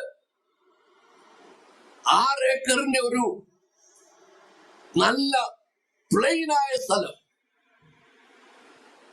അദ്ദേഹം, ഞാൻ ചോദിച്ചു, ഈ സ്ഥലത്തിന്റെ ഉടമസ്ഥൻ ആരാണ്? ഏജന്റ് പറഞ്ഞു, ഇതിന്റെ ഉടമസ്ഥൻ ഇവിടുന്ന് 100 കിലോമീറ്റർ ദൂരത്തിലാണ് താമസിക്കുന്നത്. ഇഷ്ടമാണെങ്കിൽ നമുക്ക് സംസാരിക്കാം. എന്നാൽ ഈ മനുഷ്യൻ എന്നോട് ഇങ്ങനെ പറഞ്ഞപ്പോ എന്റെ ഉള്ളിൽ തോന്നി, ഈ പറയുന്നത് കള്ളമാണ്. ഞാൻ ഈ ഏജന്റിനെ തിരിച്ച് എവിടുന്ന് വിളിച്ചുകൊണ്ടെന്ന് അവിടെ കൊണ്ട് വിട്ടിട്ട് തിരികെ ഞാൻ പിന്നെയും ഈ സ്ഥലത്തിന്റെ അടുത്തേക്ക് വന്ന് ആ സ്ഥലത്തിന്റെ അടുത്തുള്ള ആ വ്യക്തിയോട് ചോദിച്ചു, ഈ സ്ഥലത്തിന്റെ ഉടമസ്ഥൻ ആരാണ്? അന്നേരം ആ വ്യക്തി പറഞ്ഞു, എന്റെ അമ്മാച്ചന്റെ സ്ഥലമാണ്. ഞാൻ തന്റെ അമ്മാച്ചൻ എവിടെയാണ് താമസിക്കുന്നത്? അതിന്റെ തൊട്ടടുത്തുള്ള കോളനി തന്നെയാണ്. ഞാൻ അദ്ദേഹത്തെ എന്റെ ബൈക്കിന്റെ പുറകിൽ ഇരുത്തിയിട്ട് ഞാൻ ആ അദ്ദേഹത്തിന്റെ വീട്ടിലേക്ക് പോയി. അവിടെ ചെന്നപ്പോൾ വീടിന്റെ മുമ്പിൽ 407 ഒരു ടെമ്പോ വാൻ കിടപ്പുണ്ട്. ഞാനും ആ സഹോദരനും കൂടെ അവരുടെ വീടിന്റെ മുറ്റത്തേക്ക് ചെന്ന് ഇറങ്ങുകയും വീടിന്റെ അകത്തുനിന്ന് അവിടുത്തെ പുള്ളിക്കാരി നെഞ്ചത്തടിച്ച് കരഞ്ഞുകൊണ്ട് എന്റെ അടുക്കലേക്ക് ഓടി വരികയാണ്. എന്നിട്ട് പറഞ്ഞു, സാറേ ഞങ്ങൾ അടച്ചോളാം. എനിക്കൊന്നും മനസ്സിലായില്ല. ഈ സഹോദരന്റെ കരച്ചിൽ കാണുമ്പോൾ ഞാൻ ഏത് ആവശ്യത്തിന് വേണ്ടി വന്നതാണോ അത് മറന്നുപോയി. അന്നേരം ആ സഹോദരൻ പറഞ്ഞു, സാറേ ആ സ്ഥലം ലോൺ കൊടുത്തിട്ടാണ് ഇവർ ഈ വണ്ടി വാങ്ങിച്ചത്. വണ്ടി കേടായി കിടക്കുകയാണ്. ബാങ്കില് ലോൺ മുടങ്ങി കിടക്കുന്നതുകൊണ്ട് സ്ഥലവും വണ്ടിയും ജപ്തി ചെയ്യുവാൻ വരുന്നു എന്ന് പറഞ്ഞ് നോട്ടീസ് വന്നതാ. അന്നേരം അവര് വിചാരിച്ചു കാണും പാസ്റ്റർ ബാങ്കിൽ നിന്ന് വന്നത്, സാറ് ബാങ്കിൽ നിന്ന് വന്നതാ, അതാണ് കരഞ്ഞെന്ന് പറഞ്ഞു. ഞാൻ അവരെ കർത്താവിനെ പറ്റി പറഞ്ഞിട്ട് എന്റെ ആഗ്രഹം അവിടെ സഫലീകരിക്കുമല്ലോ, ഇത് നമുക്ക് മേടിക്കാൻ ഒക്കില്ലല്ലോ എന്ന് വിചാരിച്ച് ഞാൻ തിരിച്ച് ഭവനത്തിൽ വന്നു. പിറ്റേ ദിവസം ഈ ഹസ്ബൻഡും വൈഫും കൂടെ എന്റെ വീട്ടിൽ വന്നിട്ട് പറഞ്ഞു, ബാങ്ക് മാനേജർ പറഞ്ഞു, ഏതെങ്കിലും പാർട്ടി ഉണ്ടെങ്കിൽ ആ പാർട്ടിയുമായിട്ട് വാ, ഞാൻ അല്പമൊക്കെ ബാങ്കിൽ നിന്നുള്ളത് കുറച്ച് തരാമെന്ന് പറഞ്ഞുകൊണ്ട് ഞാൻ വിചാരിച്ചെന്നാ ശരി, 2 ഏക്കറിന്റെ വില ചോദിച്ചു നോക്കാമെന്ന് വിചാരിച്ച് ഞാൻ അവരുടെ കൂടെ ബാങ്കിൽ പോയി. ബാങ്ക് ഓഫ് അലഹബാദ് എന്ന ബാങ്കിൽ നിന്നാണ് ഇവർ ലോൺ എടുത്തിരിക്കുന്നത്. ഈ സഹോദരൻ ഈ കുടുംബത്തിന്റെ കൂടെ ഞാൻ അവിടെ ചെന്നു. മാനേജർ എന്നോട് ചോദിച്ചു, നിങ്ങൾ ഈ സ്ഥലം വാങ്ങിക്കുവാൻ ആഗ്രഹിക്കുന്നു? ഞാൻ പറഞ്ഞു, വാങ്ങിക്കുവാൻ ആഗ്രഹിക്കുന്നു. എന്തിനു വേണ്ടിയാണ്? ഞാൻ ഒരു ബൈബിൾ സ്കൂളും ഓർഫനേജും നടത്തണമെന്നുള്ള പ്ലാൻ ഉണ്ട്, അതിനു വേണ്ടിയാ. അദ്ദേഹം പറഞ്ഞു, ഒരു കാര്യം ചെയ്തു, നിങ്ങൾ വാങ്ങിക്കുന്നുവെങ്കിൽ വിലയൊക്കെ പറഞ്ഞ് ഇത് ചെയ്തോ, ഞങ്ങൾ ബാങ്കിൽ നിന്ന് വേണ്ട ക്രമീകരണങ്ങൾ ഞാൻ ചെയ്തു തരാം എന്ന് പറഞ്ഞ് ഞങ്ങൾ ബാങ്കിന്റെ ക്യാബിനിൽ നിന്ന് ഇറങ്ങിയപ്പോൾ ഈ ബാങ്ക് മാനേജർ എന്നോട് പറഞ്ഞു, സാർ ഒരു മിനിറ്റ് നിൽക്കണം, ഞാൻ സാറിന്റെ വീട്ടിൽ വരാൻ ആഗ്രഹിക്കുന്നു. ഞാൻ വിചാരിച്ചു, ഈ ബാങ്ക് മാനേജർ എന്റെ വീട്ടിൽ വരുന്നു, എന്തെങ്കിലും കമ്മീഷന് വേണ്ടിയൊക്കെ ആയിരിക്കും. ഞാൻ പറഞ്ഞു, സാറേ ഞാൻ ഈ ആഴ്ച ഇവിടെ ഇല്ല, ഞാൻ അടുത്ത ആഴ്ച ഞാൻ സാറിന്റെ അടുത്തോട്ട് വരാം. അദ്ദേഹം പറഞ്ഞു, എന്നാ ശരി. എന്റെ ഒരു കൂട്ടുകാരനുണ്ടായിരുന്ന ഒരു ബാങ്ക് മാനേജറാണ്, ഇദ്ദേഹവും ആന്ധ്രാക്കാരനാണ്. ഈ എന്റെ കൂട്ടുകാരനും ആന്ധ്രാക്കാരനാണ്. ഞാൻ അദ്ദേഹത്തെ വിളിച്ചിട്ട് പറഞ്ഞു, പ്രസാദ് സാറ് വീട്ടിൽ വരെ വരണം, അടുത്ത ശനിയാഴ്ച നമുക്ക് ഒരു ബാങ്ക് മാനേജറെ കാണാൻ പോണം, ഒരു ഗിഡിയന്റെ ന്യൂ ടെസ്റ്റ്മെന്റുമായിട്ട് വരണം. ഇദ്ദേഹം ഗിഡിയൻസിന്റെ മെമ്പറാണ്. ഗിഡിയൻസിന്റെ ന്യൂ ടെസ്റ്റ്മെന്റുമായിട്ട് വരണം, തെലുങ്ക് ലാംഗ്വേജ് ആയിരിക്കണം എന്ന് എന്നൊക്കെ പറഞ്ഞ അദ്ദേഹം സാറ്റർഡേ എന്റെ വീട്ടിൽ വന്ന് ഞാനും ഈ മാനേജറും എന്റെ ഫ്രണ്ടായ മാനേജറുമായി ഈ മാനേജറിന്റെ വീട്ടിലേക്ക് ചെന്നപ്പോൾ അദ്ദേഹം ആദ്യം ഞങ്ങളെ വീട് തുറന്ന് അങ്ങോട്ട് വിളിക്കുകയും ഫ്രണ്ട് റൂമിൽ അലമാരിക്കകത്ത് ബൈബിൾ കൺകോർഡൻസ്, ബൈബിൾ ബുക്കുകൾ എല്ലാം ഇങ്ങനെ നിരത്തി വെച്ചിരിക്കുന്നു. ഈ ബാങ്കുമാർ പഴയ മറ്റേ അല്ലെങ്കിൽ എന്റെ ഫ്രണ്ടായ ബാങ്കുമാർ എന്നെ നോക്കിയാണ്, ഞാൻ അദ്ദേഹത്തെ നോക്കിയാണ്. അന്നേരം ബാങ്ക് ഓഫ് അലഹബാദിലെ മാനേജറോട് ഞാൻ ഇവിടെ വന്നിട്ട് 3 മാസമായി. ഞാൻ പലരെന്നെ വിളിച്ചുകൊണ്ടിരിക്കുക അവരുടെ വീടുകളിൽ ചെല്ലാൻ. ഞാൻ അടയും പോയില്ല. ഞാൻ ആദ്യമായിട്ടാണ് ഒരു പാസ്റ്ററോട് വായിച്ച, പാസ്റ്ററും തിരസ്കരിച്ചു. ഞാൻ പറഞ്ഞു, എന്റെ പൊന്നു സാറേ, എനിക്കറിയത്തില്ലായിരുന്നു താങ്കള് വിശ്വാസിയാണെന്നോ താങ്കൾ കർത്താവിനെ അറിയുന്നവരാണെന്നോ. ഞങ്ങൾ അതിനുവേണ്ടി താങ്കളോട് സുവിശേഷം പറയുന്നതിന് വേണ്ടിയാണ് ഈ ഗിഡിയൻസിന്റെ ബൈബിളും ഒക്കെ ആയിട്ട് വന്ന് എന്ന് പറഞ്ഞ് അദ്ദേഹം ഞങ്ങൾ വളരെ ഫ്രണ്ട് ആകുവാനിടയായി. അദ്ദേഹം പറഞ്ഞൊരു കാര്യം ചെയ്യും പാസ്റ്റർ, നിങ്ങൾ സംസാരിച്ച് വില തീരുമാനിച്ചു, ഈ ബാങ്കിലെ ലോണുകളൊക്കെ ഞാൻ എഴുതി തള്ളിക്കോളാം. പ്രിയപ്പെട്ടവരെ, ഞാൻ പറയട്ടെ, അങ്ങനെ 2 ഏക്കർ 3.5 ലക്ഷത്തിന് ഞങ്ങൾ എഗ്രിമെന്റ് ചെയ്ത് 60,000 രൂപ ബാങ്കിൽ കൊടുക്കണം. ഞാൻ PG അങ്കിളിനെ വിളിച്ചിട്ട് പറഞ്ഞു, അങ്കിളെ ഇങ്ങനെ ഒരു കേസ് ഉണ്ട്, എന്ത് ചെയ്യണം? അങ്കിള് പറഞ്ഞ്, പ്രാർത്ഥിച്ച് എന്ത് വേണമെങ്കിലും ചെയ്തു, എനിക്കൊന്നും അറിയത്തില്ല. 60,000 രൂപ കൊടുക്കണം. ഈ ബാങ്കിൽ നിന്ന് പേപ്പർ കിട്ടിയില്ലെങ്കിൽ ഈ പൈസ പോകും. എങ്കിലും ഈ മാനേജർ നല്ല മനുഷ്യനായതുകൊണ്ട്, ഒരു വിശ്വാസി ആയതുകൊണ്ട് അദ്ദേഹത്തിൽ വിശ്വസിച്ച് 60,000 രൂപ അവിടെ കൊടുക്കുകയും, ഞാൻ പറഞ്ഞതിന്റെ സാരം ഇത്രയേ ഉള്ളൂ, ദൈവം നമ്മുടെ ഓരോ വാക്കിനും വില കൽപ്പിക്കും. നമ്മുടെ ഓരോ നിസ്സാര വാക്കിനെ പോലും കർത്താവ് വില കൽപ്പിക്കുന്ന ഒരു നല്ല ദൈവമാണ് നമ്മുടെ ദൈവം. ചുരുക്കി പറയട്ടെ, അങ്ങനെ 2 ഏക്കർ സ്ഥലം 3.5 ലക്ഷം രൂപയ്ക്ക് സ്വർഗത്തിലെ ദൈവം ഞങ്ങൾക്ക് തരുവാൻ കർത്താവ് കൃപ ചെയ്തു. അങ്ങനെ അനേക കാര്യങ്ങൾ എനിക്ക് നിങ്ങളുമായിട്ട് പങ്കുചെയ്യുവാനുണ്ട്. ഈ കർത്താവ് നല്ല ദൈവം. അവന്റെ വഴികളെ പറ്റി പറയുകയാണെങ്കിൽ എത്ര അത്ഭുതമാണ്. എത്ര ഈ കർത്താവിനെ പിൻപറ്റുവാൻ ഞങ്ങൾക്ക് ഭാഗ്യം ലഭിച്ചതിൽ ഞാൻ ദൈവത്തെ വളരെ വളരെ നന്ദി കരയറ്റുന്നു. ഞങ്ങളുടെ ഒരു കുടുംബത്തിന്റെ അനുഭവം കൂടെ പറഞ്ഞ് ഞാൻ എന്റെ വാക്കിൽ നിന്ന് വിരമിക്കുവാൻ ആഗ്രഹിക്കുകയാണ്. ഞാൻ പറഞ്ഞല്ലോ, ഞങ്ങള് ലാത്തൂരിൽ താമസിച്ചുകൊണ്ടിരിക്കുന്ന സമയത്ത് ഫാദറിലോൻ ഝാൻസിയിൽ നിന്ന് ഞങ്ങളുടെ അടുക്കിലേക്ക് വരുന്നു എന്ന് പറഞ്ഞതുകൊണ്ട് സോളാപൂരിലാണ് റെയിൽവേ സ്റ്റേഷൻ. ഞങ്ങള് ലാത്തൂരിൽ നിന്ന് സോളാപൂരിലേക്ക് ഇദ്ദേഹത്തെ വിളിക്കുന്നതിന് വേണ്ടി ഞങ്ങളുടെ ജീപ്പുമായി അവിടെ കടന്നുപോയി. ഏതാണ്ട് 100-125 കിലോമീറ്റർ ദൂരത്തിലുള്ളതുകൊണ്ടും രാത്രിയിലായതുകൊണ്ടും ഞാൻ എൻ്റെ അയലത്തുള്ള ഒരു ഡ്രൈവറെ വിളിച്ചുകൊണ്ടാണ് സോളാപൂരിലേക്ക് പോകുന്നത്. സോളാപൂരിൽ നമ്മുടെ പ്രവർത്തനമുള്ളതുകൊണ്ട് 6 മണിയായപ്പോൾ ഞങ്ങൾ സോളാപൂരിൽ ചെന്നു. അവിടെ ഒരു കോട്ടേജ് മീറ്റിങ്ങിനകത്ത് കൂടുകയും വൈകിട്ടത്തെ ആഹാരം ഞങ്ങൾക്ക് എല്ലാവർക്കും ആ വീട്ടിൽ ക്രമീകരിക്കുകയും ചെയ്തു. ഡ്രൈവറെ പെട്ടിയൊക്കെ ആയിട്ട്, അല്ലെങ്കിൽ ഫാദറിനോട് പെട്ടിയെല്ലാം ആയിട്ട് ഡ്രൈവർ വണ്ടിക്കകത്തിരിക്കുന്നു. അദ്ദേഹത്തിന് ആഹാരം കൊടുത്ത് പ്രാർത്ഥനയൊക്കെ കഴിഞ്ഞ് തിരികെ ഞങ്ങൾ ഏതാണ്ട് 10 മണിയായപ്പോൾ സോളാപൂരിൽ നിന്ന് തിരികെ ലാത്തൂരിലേക്ക് പോയി. ഏതാണ്ട് 12:30 ഒക്കെ ആയപ്പോൾ ഞങ്ങൾ ലാത്തൂരിലെത്തി കഴിഞ്ഞപ്പോൾ ഈ ഡ്രൈവർക്ക് അദ്ദേഹത്തിന് വേണ്ട പൈസയും കൊടുത്ത് അദ്ദേഹത്തെ അതിനകത്തുള്ളതായിട്ട് അദ്ദേഹത്തെ അങ്ങനെ പറഞ്ഞു വിട്ടു. 2 ദിവസം കഴിഞ്ഞ് വണ്ടി ഒന്ന് തൂക്കുന്നതിന് വേണ്ടി ഞാൻ ജീപ്പ് പുറത്തെടുത്തപ്പോൾ ജീപ്പിന്റെ ക്യാബിന്റെ അകത്ത് 100-ന്റെ 3-4 നോട്ടുകൾ ഇങ്ങനെ കിടക്കുന്നു. ഞാൻ സൂസനെ വിളിച്ചിട്ട് ചോദിച്ചു, സൂസനെ, ഈ പൈസ നിന്റെയാണോ? സത്യം പറയട്ടെ, അന്ന് പെട്രോൾ അടിക്കാൻ പൈസ ഇല്ലാത്തതിനാൽ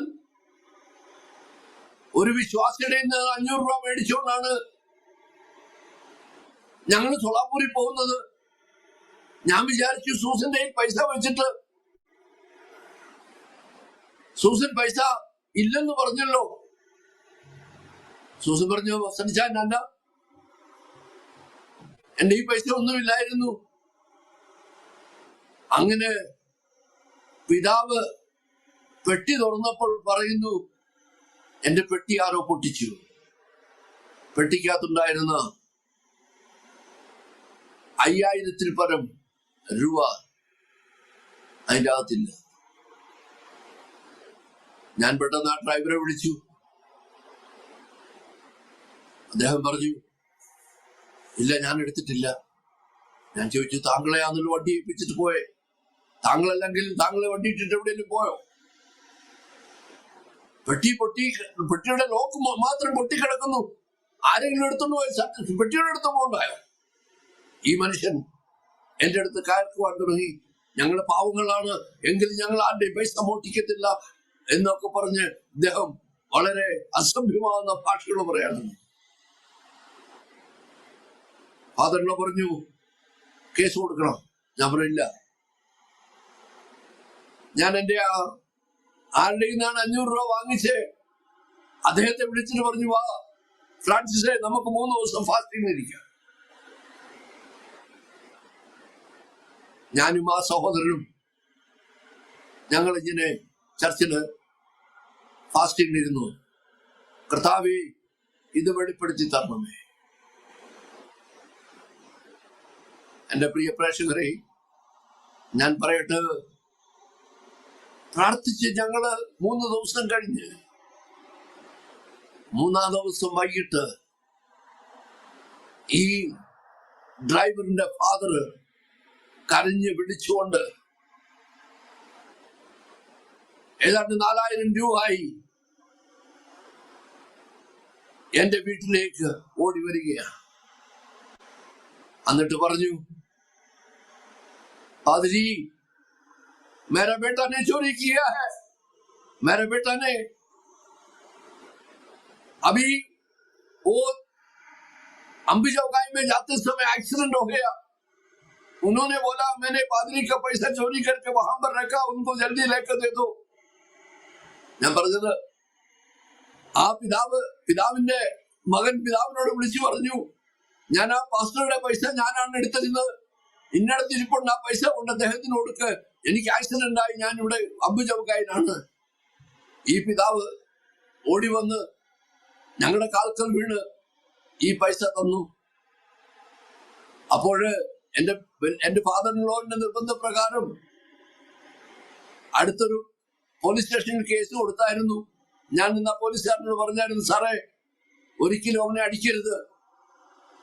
അന്ന് പോലീസുകാരൻ പറഞ്ഞു, അടിക്കാതെ അവനെ എങ്ങനെ സത്യം പറയുന്നത്? ഞാൻ പറഞ്ഞില്ല, 3 ദിവസം കഴിഞ്ഞ് സാർ അവനെ പിടിച്ചാൽ മതി. 3 ദിവസം വരെ ഞങ്ങൾ പ്രാർത്ഥിച്ചിട്ട് പിന്നെ വിളിച്ചു പറയാം. ആ SI ചിരിച്ചുകൊണ്ട് പറഞ്ഞു, സാറേ 3 അല്ല 4 ദിവസം ഇരുന്നാലും ഇവനൊന്നും സത്യം പറയത്തില്ല.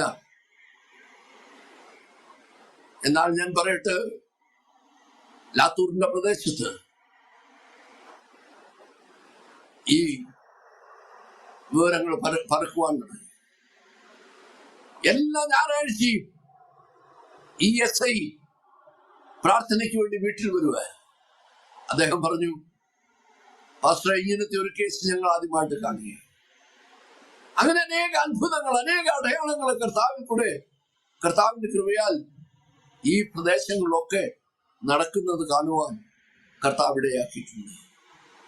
എന്റെ കുഞ്ഞുങ്ങളുടെ ജീവിതത്തിൽ നടന്ന അത്ഭുതം, ദൈവത്തിന്റെ അത്ഭുത വഴികൾ എത്ര ആഘോഷകരമാണ്. എന്നാൽ ഇന്നും അനേക ഗ്രാമങ്ങൾ ഈ നല്ല കർത്താവിന്റെ സുവിശേഷം എത്തുക അനേക സ്ഥലങ്ങളുണ്ട്. ഞാൻ നിങ്ങളെ ആഹ്വാനം ചെയ്യുക, ഈ അരോമ ടിവിയിൽ കൂടെ അരോമ ടിവിയുടെ പ്രവർത്തനത്തിനായി ഞാൻ ദൈവത്തെ സ്തുതിക്കുന്നു. അനേക ദൈവഭക്തന്മാരുടെ അനേക സാക്ഷ്യങ്ങൾ പ്രിയ ദാനിയേൽ ജോൺ അവറുകൾക്കൂടെ ഈ പ്രസ്ഥാനത്തിൽ കൂടെ കേൾക്കുന്നതിൽ ഞാൻ അതിയായ സന്തോഷമുണ്ട്. എനിക്ക് നിങ്ങളോട് പറയുവാനുള്ളത്, ദൈവവചനം പറയുന്നു, the great commission, go with power, pay the price, receive the crown. മത്തായിയുടെ സുവിശേഷം 28-ാം വാക്യത്തിൽ നമ്മൾ ഇങ്ങനെ വായിക്കുന്നു, all authority has given to me, authority over demon, authority over darkness, authority over sickness. The church greatest failure is not lack of blessing, is lack of going. നമുക്ക് നമ്മളെ തന്നെ കർത്താവിന്റെ കരങ്ങളിലേക്ക് സമർപ്പിക്കാം. ഈ ഒരു തീരുമാനത്തോടുകൂടി ഞാൻ നിങ്ങളെ ആഹ്വാനം ചെയ്യുകയാണ്. ഇത്രത്തോളം സമയം അരോമ പ്രേക്ഷകർക്ക് ഈ ദൈവത്തിന്റെ അത്ഭുതകരമായ കാര്യം കേൾക്കുക കർത്താവ് അനുവദിച്ചെന്നാൽ ഞാൻ ദൈവത്തിന് നന്ദി കരയറ്റുന്നു. കർത്താവിന്റെ വേലയ്ക്ക് വേണ്ടി ഞാൻ നിങ്ങളെ ആഹ്വാനം ചെയ്യുക. അനേക ഗ്രാമങ്ങളിലും ഈ സുവിശേഷം ആൾക്കാർ അനേകർ പാപത്തെ വെള്ളം പോലെ കുടിക്കുമ്പോൾ എന്നെ കേൾക്കുന്ന പ്രേക്ഷകരെ, എന്നെ കേൾക്കുന്ന കൂടപ്പുറപ്പെ, ഞാൻ നിങ്ങളെ ആഹ്വാനം ചെയ്യുന്നു. നമുക്കൊരുമിച്ച് കർത്താവിന് വേണ്ടി കർത്താവിന് വേണ്ടി നമ്മളെ ഏൽപ്പിച്ച ജോലികൾ നമുക്ക് കർത്താവ് തന്ന കൃപയ്ക്കനുസരിച്ച് പാസ്റ്റർ ദാനിയേൽ ജോൺ സാർ ചെയ്യുന്നത് പോലെ മീഡിയയിലോ ഏത് മാധ്യമങ്ങളിലൂടെയും കർത്താവ് ഉയർത്തുവാൻ കർത്താവ് സഹായിക്കട്ടെ. ഇത്രത്തോളം സമയം അരോമ ടിവിയിൽ കൂടെ സംസാരിപ്പാൻ കർത്താവ് ഒരുക്കി തന്ന കൃപയ്ക്കായി ഞാൻ ദൈവത്തെ നന്ദി കരയറ്റുന്നു. ദൈവനിലേക്ക് ഒരു വാക്ക് പ്രാർത്ഥിക്കാം. സ്നേഹവാനായ ദൈവമേ, വാഴ്ത്തപ്പെട്ട സ്വർഗസ്ഥ പിതാവേ, ഈ അരോമ ടിവിക്ക് വേണ്ടി ഞങ്ങൾ അങ്ങയെ സ്തുതിക്കുന്നു. കർത്താവേ, നിന്റെ ദാസനിൽ കൂടെ ചെയ്യുന്ന എല്ലാ പ്രവർത്തനങ്ങളും അനേക ഭക്തന്മാരുടെ ഈ അനുഭവ സാക്ഷ്യങ്ങൾ അനേക പ്രിയപ്പെട്ടവർക്ക് അനുഗ്രഹമായി തീരുവാൻ, ദുഃഖത്തില്, നിരാശയില്, രോഗത്തില്, ഭാരത്തില്, പ്രയാസത്തില്, വേദനയില് ഇരിക്കുന്ന അനേക ജീവിതങ്ങളെ തട്ടി ഉണർത്തുവാൻ അരോമ ടിവിയെ അങ്ങ് ഉപയോഗിക്കണമേ എന്ന് ഞങ്ങൾ അങ്ങോട്ട് പ്രാർത്ഥിക്കുന്നു. അതിനുവേണ്ടി എല്ലാ സാമ്പത്തിക ആവശ്യങ്ങൾ നടത്തി കൊടുക്കണമേ എന്ന് ഞങ്ങൾ അങ്ങോട്ട് പ്രാർത്ഥിക്കുന്നു. കർത്താവേ, അങ്ങ് വാക്ക് പറഞ്ഞാൽ മാറാത്തവനാണ്, അത്ഭുതങ്ങൾ നടത്തുന്നവനാണ്, അത്ഭുതങ്ങളും അടയാളങ്ങളും അങ്ങയുടെയാണ് കർത്താവേ. ഞങ്ങൾ വിശ്വസിക്കുന്നു വരും ദിവസങ്ങളിൽ കർത്താവേ അരോമ ടി പ്രേക്ഷകർ അരോമ ടിവിയിൽ കൂടെ അനേക കർത്താവിനെ അറിയുവാൻ ഇടയായി തീർത്ത് ഇത്രത്തോളം ഞങ്ങളെ ശ്രമിച്ച എല്ലാ പ്രിയപ്പെട്ടവരെ ഓർത്ത് പ്രാർത്ഥിക്കുന്നു. കേൾക്കുന്ന ഓരോ വ്യക്തിയുടെ ജീവിതത്തില് കർത്താവെ മറ്റൊരു സാക്ഷിയുള്ളവാൻ കർത്താവ് സഹായിക്കണമേ. ദൈവത്തിന്റെ സകല നന്മകൾക്കായി സ്തോത്രം, മഹത്വം മനപ്പിച്ചെടുക്കണം. യേശുവിന്റെ നാമത്തിൽ ചോദിക്കുന്നു, കൃപയോട് കേൾക്കണമേ നല്ല പിതാവേ. ഇത്രത്തോളം സമയം ശാന്തമായി കേൾക്കുവാൻ നിങ്ങൾ തയ്യാറെടുത്തതിനാൽ നിങ്ങൾ സ്തോത്രം ചെയ്യുന്നു. ഒരിക്കൽ കൂടെ അരോമ ടിവിയോടും അദ്ദേഹം പാസ്റ്റർ ഡാനിയൽ ജോണിനോടും നന്ദി രേഖപ്പെടുത്തുന്നു. Thank you. Amen. Amen. Thank you കർത്താവിന്റെ വിലപ്പെട്ട ദാസൻ പാസ്റ്റർ സക്കറിയ ജോൺ. ഇത്രത്തോളം സമയം വളരെ അനുഗ്രഹിക്കപ്പെട്ട നിലയിൽ ഐശ്വര്യമായി ദൈവം നടത്തിയ അത്ഭുതകരമായ വഴികളെ കുറിച്ച് അരോമ ടിവി ശ്രോതാക്കൾക്ക് പങ്കുവയ്ക്കുവാൻ സ്വർഗത്തിലെ ദൈവം കൃപ ചെയ്തത് ഓർത്ത് ഞാൻ കർത്താവിന് സ്തോത്രം ചെയ്യുന്നു. ഈ പകൽ ദൈവം നടത്തിയതായ അത്ഭുതകരമായ വഴികൾ എത്ര വ്യത്യസ്തമാണ് ഓരോ വ്യക്തിയുടെയും ജീവിതത്തിൽ നിന്ന് മനസ്സിലാക്കുവാൻ തക്കവണ്ണം കഴിയും. പ്രിയ കർത്താവിന്റെ ദാസൻ ഒരു മർത്തോമാ കുടുംബത്തില് നല്ല ഒരു പാരമ്പര്യം അനുസരിച്ച് ഒരു ജീവിതമാണ് ആരംഭിച്ചത്.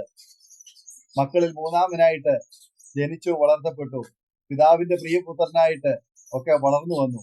എന്നാൽ പിതാവ് കാണിച്ചു തന്ന ആ ഒരു മാതൃക പ്രകാരം ഒരു പക്ഷെങ്കിൽ ജീവിതം മുന്നോട്ട് പോയിരുന്നുവെങ്കിൽ ഇങ്ങനെ ഒരു സാക്ഷ്യം പറയുവാൻ ഇന്ന് ഒരു പക്ഷെങ്കിൽ കഴിയുമായിരുന്നില്ല. പിതാവ് വലിച്ച വീടിയുടെ മുറിവീടിയും അതിനനുബന്ധിച്ചുള്ളതായ ആ ഒരു ജീവിതവും ആയിട്ട് മുന്നോട്ട് പോയിരുന്നുവെങ്കിൽ ഒരു പക്ഷെങ്കിൽ ഇന്ന് മറ്റേതെങ്കിലും തലത്തിലേക്ക് ജീവിതം മാറ്റപ്പെടുമായിരുന്നു. ഒരു പക്ഷെങ്കിൽ ഇന്ന് ആയിരിക്കുന്ന അവസ്ഥയിൽ എത്തിച്ചേരുവാൻ കഴിയുമായിരുന്നില്ല എന്നുള്ള കാര്യത്തിന് യാതൊരു സംശയമില്ല. എന്നാൽ ദൈവത്തിന്റെ പദ്ധതി മറ്റൊന്നായിരുന്നു. നമ്മുടെ ഇഷ്ടമല്ല ദൈവത്തിന്റെ ഇഷ്ടം. ദൈവത്തിന്റെ ഇഷ്ടം നമ്മുടെ ഇഷ്ടമായി മാറുമ്പോൾ അതിലൂടെ ദൈവനാമം മഹിമപ്പെടുകയും ദൈവപ്രസാദം നമുക്ക് ലഭിക്കുകയും ചെയ്യുവാനിടയായിത്തീരും. ഒരു ഘട്ടത്തില് യോന ആഗ്രഹിച്ചു ദൈവ ഇഷ്ടപ്രകാരമൊക്കെ ജീവിക്കണമെന്ന്. പക്ഷെ നിനവയിലേക്ക് പോകുന്ന കാര്യം പറഞ്ഞപ്പോൾ അദ്ദേഹത്തിന് അത് ഇഷ്ടമല്ലായിരുന്നു. അതുകൊണ്ട് തർശീസിലേക്ക് പോകുന്ന കപ്പലിൽ അദ്ദേഹം കയറി അങ്ങോട്ട് യാത്ര ചെയ്തു. പക്ഷെ ദൈവം ആഗ്രഹിച്ചത് യോനായെ നിനവയിലേക്ക് അയക്കണം.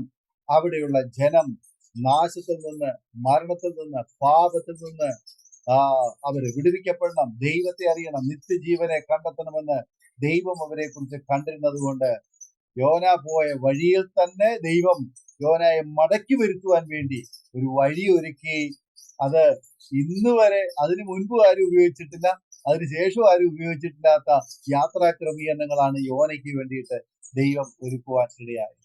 നമ്മുടെ ഓരോരുത്തരുടെയും ജീവിതത്തിൽ ദൈവം നമ്മെ ദൈവനാമ മഹത്വത്തിന് വേണ്ടി മടക്കി വരുത്തുവാൻ ഉപയോഗിക്കുന്ന ചില മാധ്യമങ്ങൾ, യാത്രാ ക്രമീകരണങ്ങൾ നമ്മുടെ കാര്യപരിപാടിയിൽപ്പെട്ടതല്ല എന്ന് തന്നെ മനസ്സിലാക്കാൻ കഴിയുന്നു. ദേവദാസന് ബോംബെയിൽ വന്ന ആ സാഹചര്യവും അതുപോലെ ആ പ്രിയ സഹോദരൻ രാജുവിന്റെ ആ ജീവിതത്തിലുള്ള ആ ഒരു മടങ്ങിവരവിനെ കുറിച്ചും ഒക്കെ പറയുകയുണ്ടായി. ഒരു പക്ഷെങ്കിൽ ആ രാജു എന്ന് പറയുന്ന വ്യക്തി ജീവിച്ചിരിപ്പില്ല എന്ന് അദ്ദേഹത്തിന്റെ മാതാപിതാക്കന്മാരും പ്രിയപ്പെട്ടവരും ചിന്തിച്ചിരിക്കുമ്പോൾ അദ്ദേഹത്തെ ജീവിതത്തിലേക്ക് മടക്കി വരുത്തുവാൻ ദൈവം പ്രിയ കർത്താവിന്റെ ദാസനെ അയച്ചു. ബോംബെയിൽ നിന്ന്, ആ തെരുവിൽ നിന്ന് അദ്ദേഹത്തെ ജീവനോടെ കണ്ടെത്തുവാൻ, അദ്ദേഹത്തിന്റെ ഭവനത്തിലെ പ്രിയപ്പെട്ടവർക്ക് അദ്ദേഹത്തെ തിരിച്ചു കൊടുക്കുവാൻ ദൈവം അവസരമൊരുക്കി. ആ ഒരു വ്യക്തിയുടെ ജീവിതം ഒരു വിടുതലിന്റെ വിഷയമായ ഒരു വഴിത്തിരിവായി മാറിയെങ്കിൽ പിന്നീട് തീർന്നില്ല. പിന്നീട് ഇങ്ങോട്ട് സ്വന്തം ജീവിതത്തിലേക്കും അനേക പ്രിയപ്പെട്ടവരുടെ ജീവിതത്തിലേക്ക് ഒരു വഴിത്തിരിവിന് കാരണമായി തീരത്തക്കവണ്ണം പ്രിയ കർത്താവിന്റെ ദാസൻ സക്കറിയ ജോണിനെ ദൈവം ഉപയോഗിച്ച ആ വഴികൾക്കായി ഞാൻ കർത്താവിന് സ്തോത്രം ചെയ്യുന്നു. സെമിനാർ എന്ന പ്രോഗ്രാം തെറ്റായ അച്ചടിപ്പശക് മൂലം മലയാള മനോരമയില് സെമിനാരി എന്നുള്ള പദം ഉപയോഗിച്ച് വന്നപ്പോൾ ആ പരസ്യത്തിന്, ആ വാർത്ത കണ്ടിട്ട് അയച്ച കത്ത് എത്തിച്ചേർന്നത് ലക്ഷ്യസ്ഥാനത്ത് തന്നെയാണ്. നമ്മൾ ഉദ്ദേശിച്ച രീതിയിൽ നമ്മൾ അയച്ച കത്ത് ആ ഒരു രീതിയിലേക്ക് അത് പോയില്ല എങ്കിൽ പോലും അത് ആ കത്ത് എത്തേണ്ടിയിടത്ത് എത്തേണ്ടതുപോലെ എത്തുവാൻ ദൈവം പ്രവർത്തിച്ചു. ചിലപ്പോഴൊക്കെ നമ്മൾ അറിയാതെ ചെയ്യുന്ന ചില കാര്യങ്ങളും നമ്മെ ദൈവനാമ മഹത്വത്തിന് വേണ്ടി വഴിതിരിച്ചു വിടാൻ വേണ്ടിയിട്ട് ഉപയോഗിക്കുവാൻ തക്കവണ്ണം കഴിയും. ഒരു പക്ഷെങ്കിൽ ആ കത്ത് സെമിനാരിയിലേക്ക് തന്നെയാണ് പോയിരുന്നെങ്കിൽ ഇന്ന് ഒരു പക്ഷെങ്കിൽ മാർത്തോമാ ചർച്ചിലെ ഒരു പുരോഹിതനായിട്ട് ആ ജീവിതം മാറ്റപ്പെടുമായിരുന്നു. എന്നാൽ ആ കത്ത് എത്തേണ്ടിയിടത്ത് എത്തിയത് കൊണ്ട് ഇന്ന് ഉത്തര ഭാരതത്തില് അനേക ഇടങ്ങളില് അനേക പ്രിയപ്പെട്ടവരുടെ വിടുതലിന് വേണ്ടിയിട്ട് ദൈവം ഉപയോഗിക്കുന്ന ഒരു വ്യക്തിയായിട്ട് ദൈവം ആമേനെ ഒരുക്കിയെടുക്കുവാൻ ദൈവം സഹായിച്ചു. പത്താൻകോട്ട് വന്നപ്പോൾ അവിടെ ഉണ്ടായ സംഭവം പറഞ്ഞ് ഞാൻ ഓർക്കുന്നു. അവിടെ നിന്ന് എങ്ങനെയെങ്കിലും ഒളിച്ചോടുവാൻ വേണ്ടി യോനായെ പോലെ ആഗ്രഹിച്ചു. പെട്ടിയെടുത്ത് പുറത്തൊക്കെ ഇട്ടു. പക്ഷെങ്കില് പെട്ടിയുടെ ചാവി കിട്ടാതെ വന്നപ്പോൾ വീണ്ടും അകത്ത് പ്രവേശിക്കേണ്ടി വന്നു. ആ ചാവി അവിടെ ഒരു വഴിത്തിരിവായി തീർന്ന സംഭവം ഞാൻ ഇത്തരണത്തില് ആമേന് ശ്രദ്ധയോടെ ഓർത്തു. അങ്ങനെ എന്തെല്ലാം സംഭവങ്ങളിലൂടെ ദൈവം ഒരുക്കി മടക്കി വരുത്തി. ലാത്തൂർ എന്ന് പറയുന്ന ആ മഹാരാഷ്ട്രയുടെ ആ ഒരു പട്ടണത്തില്, ആ ഗ്രാമത്തില് ഉണ്ടായ സംഭവത്തില് ആമേൻ എത്രയോ ആയിരക്കണക്കിന് ജനങ്ങൾ മരണം വഴിയായി മാറ്റപ്പെട്ടപ്പോൾ പിന്നത്തേതിൽ ആ ഒരു ദേശം ഒരുക്കിയെടുക്കുവാൻ, ആ ദേശത്തെ സുവിശേഷം അറിയിക്കുവാൻ, അതൊരു സുവിശേഷ പ്രവർത്തനത്തിന്റെ ഒരു വയലായി മാറുവാൻ തക്കവണ്ണം ദൈവം പിന്നീട് ഉപയോഗിച്ചു. അങ്ങനെ നിരവധി സംഭവങ്ങൾ ദൈവദാസന്റെ ജീവിതാനുഭവങ്ങളിലൂടെ പറഞ്ഞു.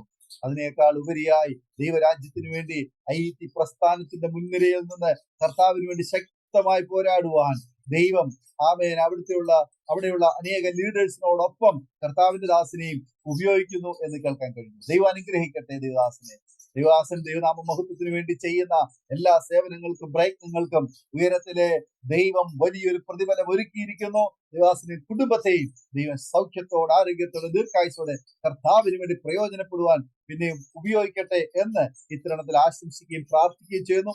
അനുഗ്രഹിക്കപ്പെട്ട ജീവിതാനുഭവം, ദൈവം നടത്തിയ അത്ഭുതകരമായ വഴികളെ കുറിച്ച് ദൈവനാമ മഹത്വത്തിന് വേണ്ടി അരോമാ TV ശ്രോതാക്കൾക്കും പങ്കുവയ്ക്കുവാൻ സമയം വേർതിരിച്ചതിന് ഹൃദയം നിറഞ്ഞ നന്ദി, സ്നേഹം, കടപ്പാടും അറിയിക്കുന്നു. കർത്താവ് ധാരാളമായി അനുഗ്രഹിക്കട്ടെ. പ്രേക്ഷകരെ, ഈ സാക്ഷ്യം നിങ്ങൾക്ക് ഒരു വേറിട്ട അനുഭവമായി തീർന്നുവെന്ന് ഞങ്ങൾ പൂർണ്ണമായി വിശ്വസിക്കുകയാണ്. തീർച്ചയായും നിങ്ങളുടെ വലിയൊരു അഭിപ്രായങ്ങളും നിർദ്ദേശങ്ങളും കമന്റ് ബോക്സിൽ രേഖപ്പെടുത്താൻ മറക്കരുത്. നിങ്ങൾക്കൊരു പ്രാർത്ഥനാ വിഷയമുണ്ടെങ്കിൽ നിങ്ങൾ കാണുന്ന വാട്സപ്പ് നമ്പറിൽ ഞങ്ങളെ അറിയിച്ചാൽ ഞങ്ങൾ നിങ്ങൾക്ക് വേണ്ടി പ്രാർത്ഥിക്കുന്നു. ഈ ചാനൽ ആദ്യമായിട്ടാണ് നിങ്ങൾ കാണുന്നതെങ്കിൽ തീർച്ചയായിട്ടും ഒന്ന് സബ്സ്ക്രൈബ് ചെയ്ത് ചാനല് ഒന്ന് സപ്പോർട്ട് ചെയ്യാൻ കൂടി പ്രത്യേകം ഓർപ്പിക്കുന്നു. അതുപോലെ തന്നെ നിങ്ങൾ സാക്ഷ്യം പറഞ്ഞ പ്രിയപ്പെട്ടവരോടൊപ്പം എല്ലാ തിങ്കളാഴ്ചയും രാത്രി 8:30 മണി മുതൽ ഓൺലൈനിൽ നടക്കുന്ന പ്രാർത്ഥനാ കൂട്ടായ്മയിൽ പങ്കെടുക്കുവാൻ ആഗ്രഹിക്കുന്നെങ്കിൽ നിങ്ങൾക്ക് ഈ നമ്പറിൽ ഞങ്ങളെ ബന്ധപ്പെടാവുന്നതാണ്. കർത്താവ് നമ്മെ സഹായിക്കട്ടെ. അടുത്ത അനുഗ്രഹിക്കപ്പെട്ട സാക്ഷ്യവും വചനചിന്തയുമായി നാം വീണ്ടും കൂടി കാണുന്നവരെയും എല്ലാ പ്രിയപ്പെട്ടവർക്കും goodbye. God bless you all. ആമേൻ. ആമേൻ. aromamary.com-ല് നല്ലൊരു വരനെ കണ്ടു. നമുക്കൊന്ന് നോക്കിയാലോ?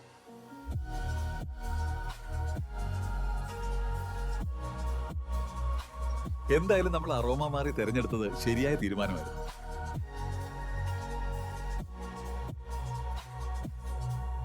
aromamary.com വെബ്സൈറ്റ് ആൻഡ് മൊബൈൽ ആപ്ലിക്കേഷനിലൂടെ ജീവിത പങ്കാളിയെ കണ്ടെത്തൂ. രജിസ്ട്രേഷൻ തികച്ചും സൗജന്യം.